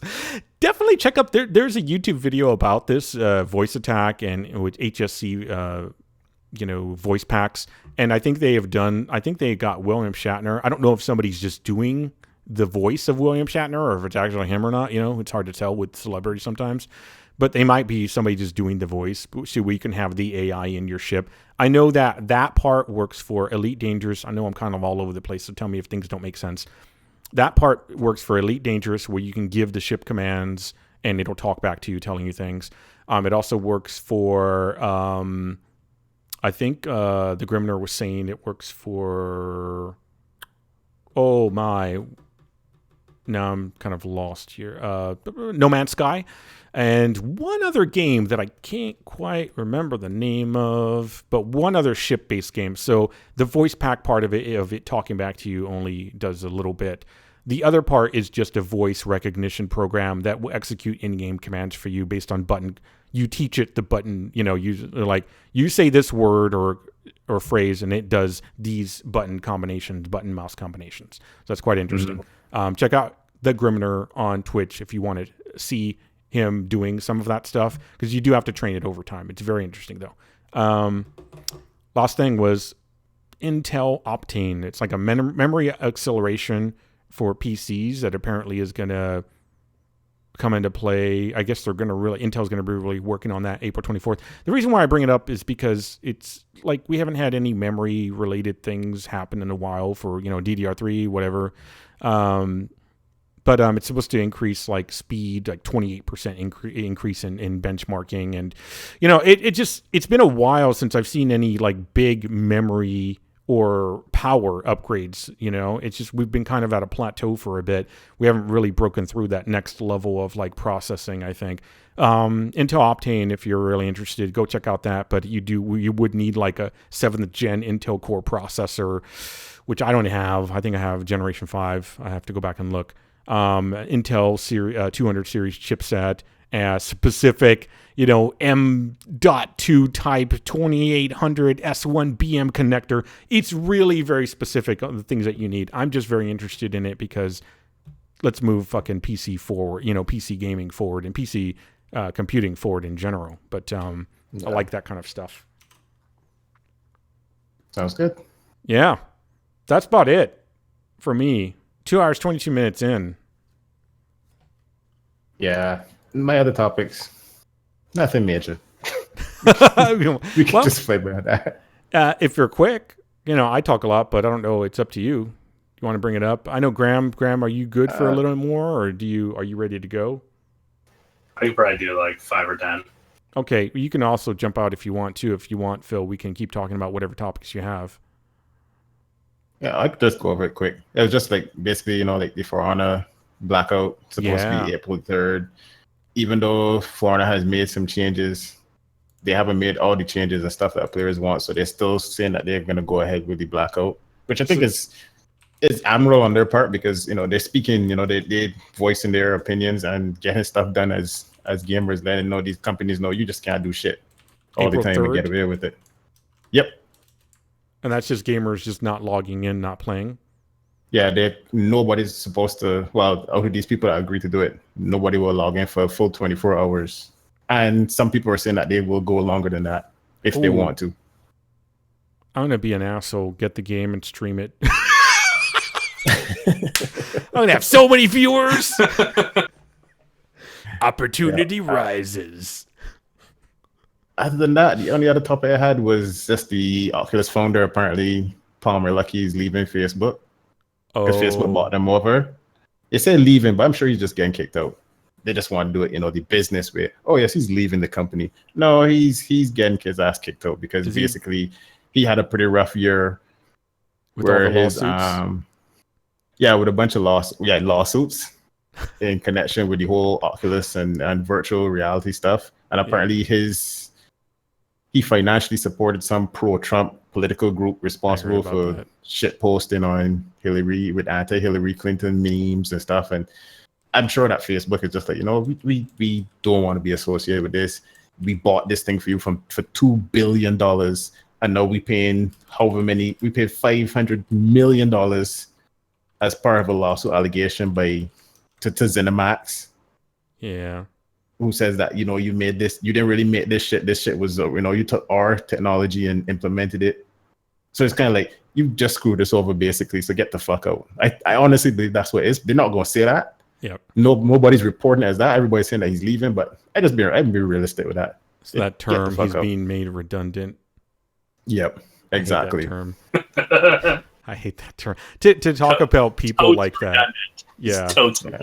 That's like a snipe at them as they're leaving, to me. Anyways. But I can't remember. He's still supposedly got like a good few hundred, like hundreds of millions of dollars. Oh my God! Out of that how? $2 billion deal. No, I mean from when they sold it to Facebook. He lost those lawsuits. Yeah, he lost, but no, he didn't lose those lawsuits. Facebook lost those lawsuits because Facebook owned that stuff. So it's kind of like I sell you a car. Obviously, probably some of the money, maybe there might have to be something that negotiated between him and Facebook, where it's like, look, dude, we can't give you the full amount of money that we said because you sold us something that wasn't. So I'm sure if he didn't agree to something else and took less money, that they could have turned around and sued him because they ain't all rights to sue him because you sold us something that you don't technically own. By law, they can still sue him for that. But I guess they came to some agreement, and that's also why he's getting his ass put out the front door. Yeah, I mean, to be fair, I don't think it really hurt Facebook that much. They make so much money; it's ridiculous. But I think you're right. It's just one of those things about like, you know what, you're a little too much of a problem. Also, we already have this technology and we paid for it, so yeah. So, but yeah, interesting thing is that they were the first kids on the block, Oculus, right, with VR. But now everybody else is doing better than them. Fucking hey, yeah, that's sad. And especially the latest player in the game, which was PlayStation, is outdoing everybody. Oh yeah, absolutely. So I think they have the polish that was missing. Number one, for the equipment. That's one of the biggest problems that I kept hearing about. One, they had the polish. Two, they sell a operating system that. Sorry, not operating system. They sell a system that majority of people already were buying. Right. The PlayStation. So it was like. It's a natural fit, Hey, look, you got PlayStation ready? Hey, buy our VR set to go with it. Yeah. As opposed to a PC player is like, oh, you want this virtual reality headset stuff? Oh, but you got to buy a new system to run this. Yeah. You ready to put $1,000 easy? No, did I say 1,000? I meant 3,000. Exactly. So did I say 3? I meant 6. Yeah, so it's easy for PlayStation to just step into that market and just totally dominate. Plus, the other factor was that the PlayStation headset apparently was one of the most comfortable out of all of them. So I don't know what the other people were doing all this time, but they weren't making comfortable VR headsets. That's exactly what my primary point was, that Sony knows how to make home entertainment equipment. These other guys were doing whatever they could, but they're not Sony.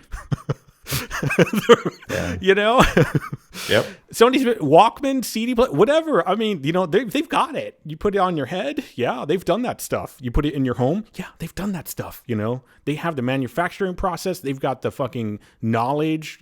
People. Oh God, yeah. Oh yeah. Not surprising, but that is interesting for sure.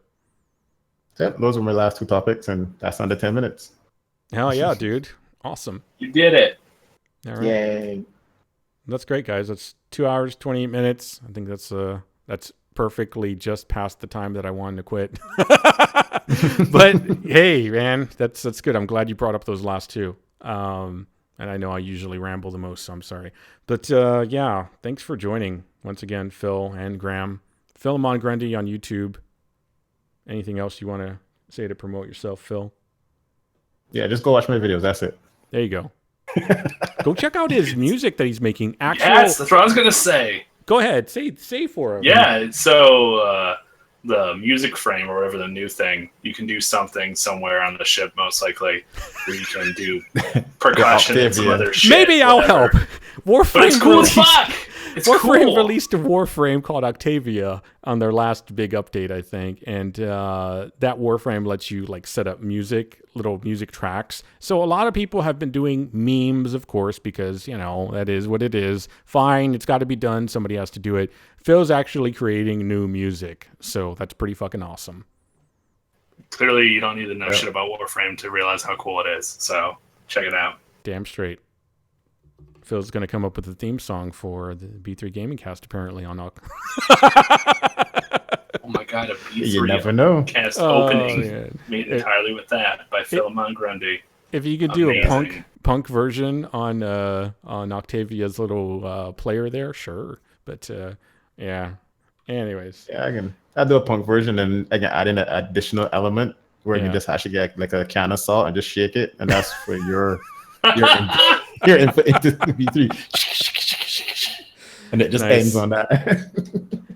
Grammaton Dryad on the Twitch for sure. Grammaton Dryad. Anything else you want to say, Mr. Grams, before we kill you? Apparently, sorry. Yeah, murder. No, I play games and stuff. Gonna play more of the Andromeda. If you want to see some more of that, Oh yeah. By. When's your 30-hour stream gonna happen? Oh, that'll have to happen sometime during my break, and I'm going to do it closer to my birthday. Unfortunately, my birthday is going to be way too close to starting work, so it won't actually be on my birthday. But it's going to be sometime early to mid-August, like the first 2 weeks of August, somewhere in there. There you go. You heard it here. Graham is going to get murdered for 30 hours. 30 for 30. It's for charity and for my birthday and to see how old I am. Yeah, there you go. For charity is even better. All right. And if I die, you can watch it live. For charity. For charity. I don't know if that's a good incentive, but all right. Oh, I love that. Oh, man. That should be your title, though. In your title somewhere. Yeah, I put now with whole new cast, but I could change it to something else. I always change it. Whole new corpse. Yeah. Whole new corpse. I'm just thinking of Aladdin on his like carpet going, and he's just hugging a corpse next to him while he's singing. A whole new corpse. And it's just the head is just flopping and like partially off the neck and lolling, falling apart and real bony. Oh my God. Instant copyright strike. Oh yeah, beautiful. It's true. Disney's gonna get me. So yeah, we're still going. Sorry, Volts, we're closing down now. Jesus Christ, man. Last thing, I did start up a Patreon to kind of support the B3 GamingCast and my own creations as well. So it's just Janzer. Go to Patreon, look for Janzer. There's links in various places all around the web. So if you're ever interested in like, how can I help out? But I don't want to like say anything or do anything, but maybe I want to like help in some way. Check out the Patreon. And that's about it.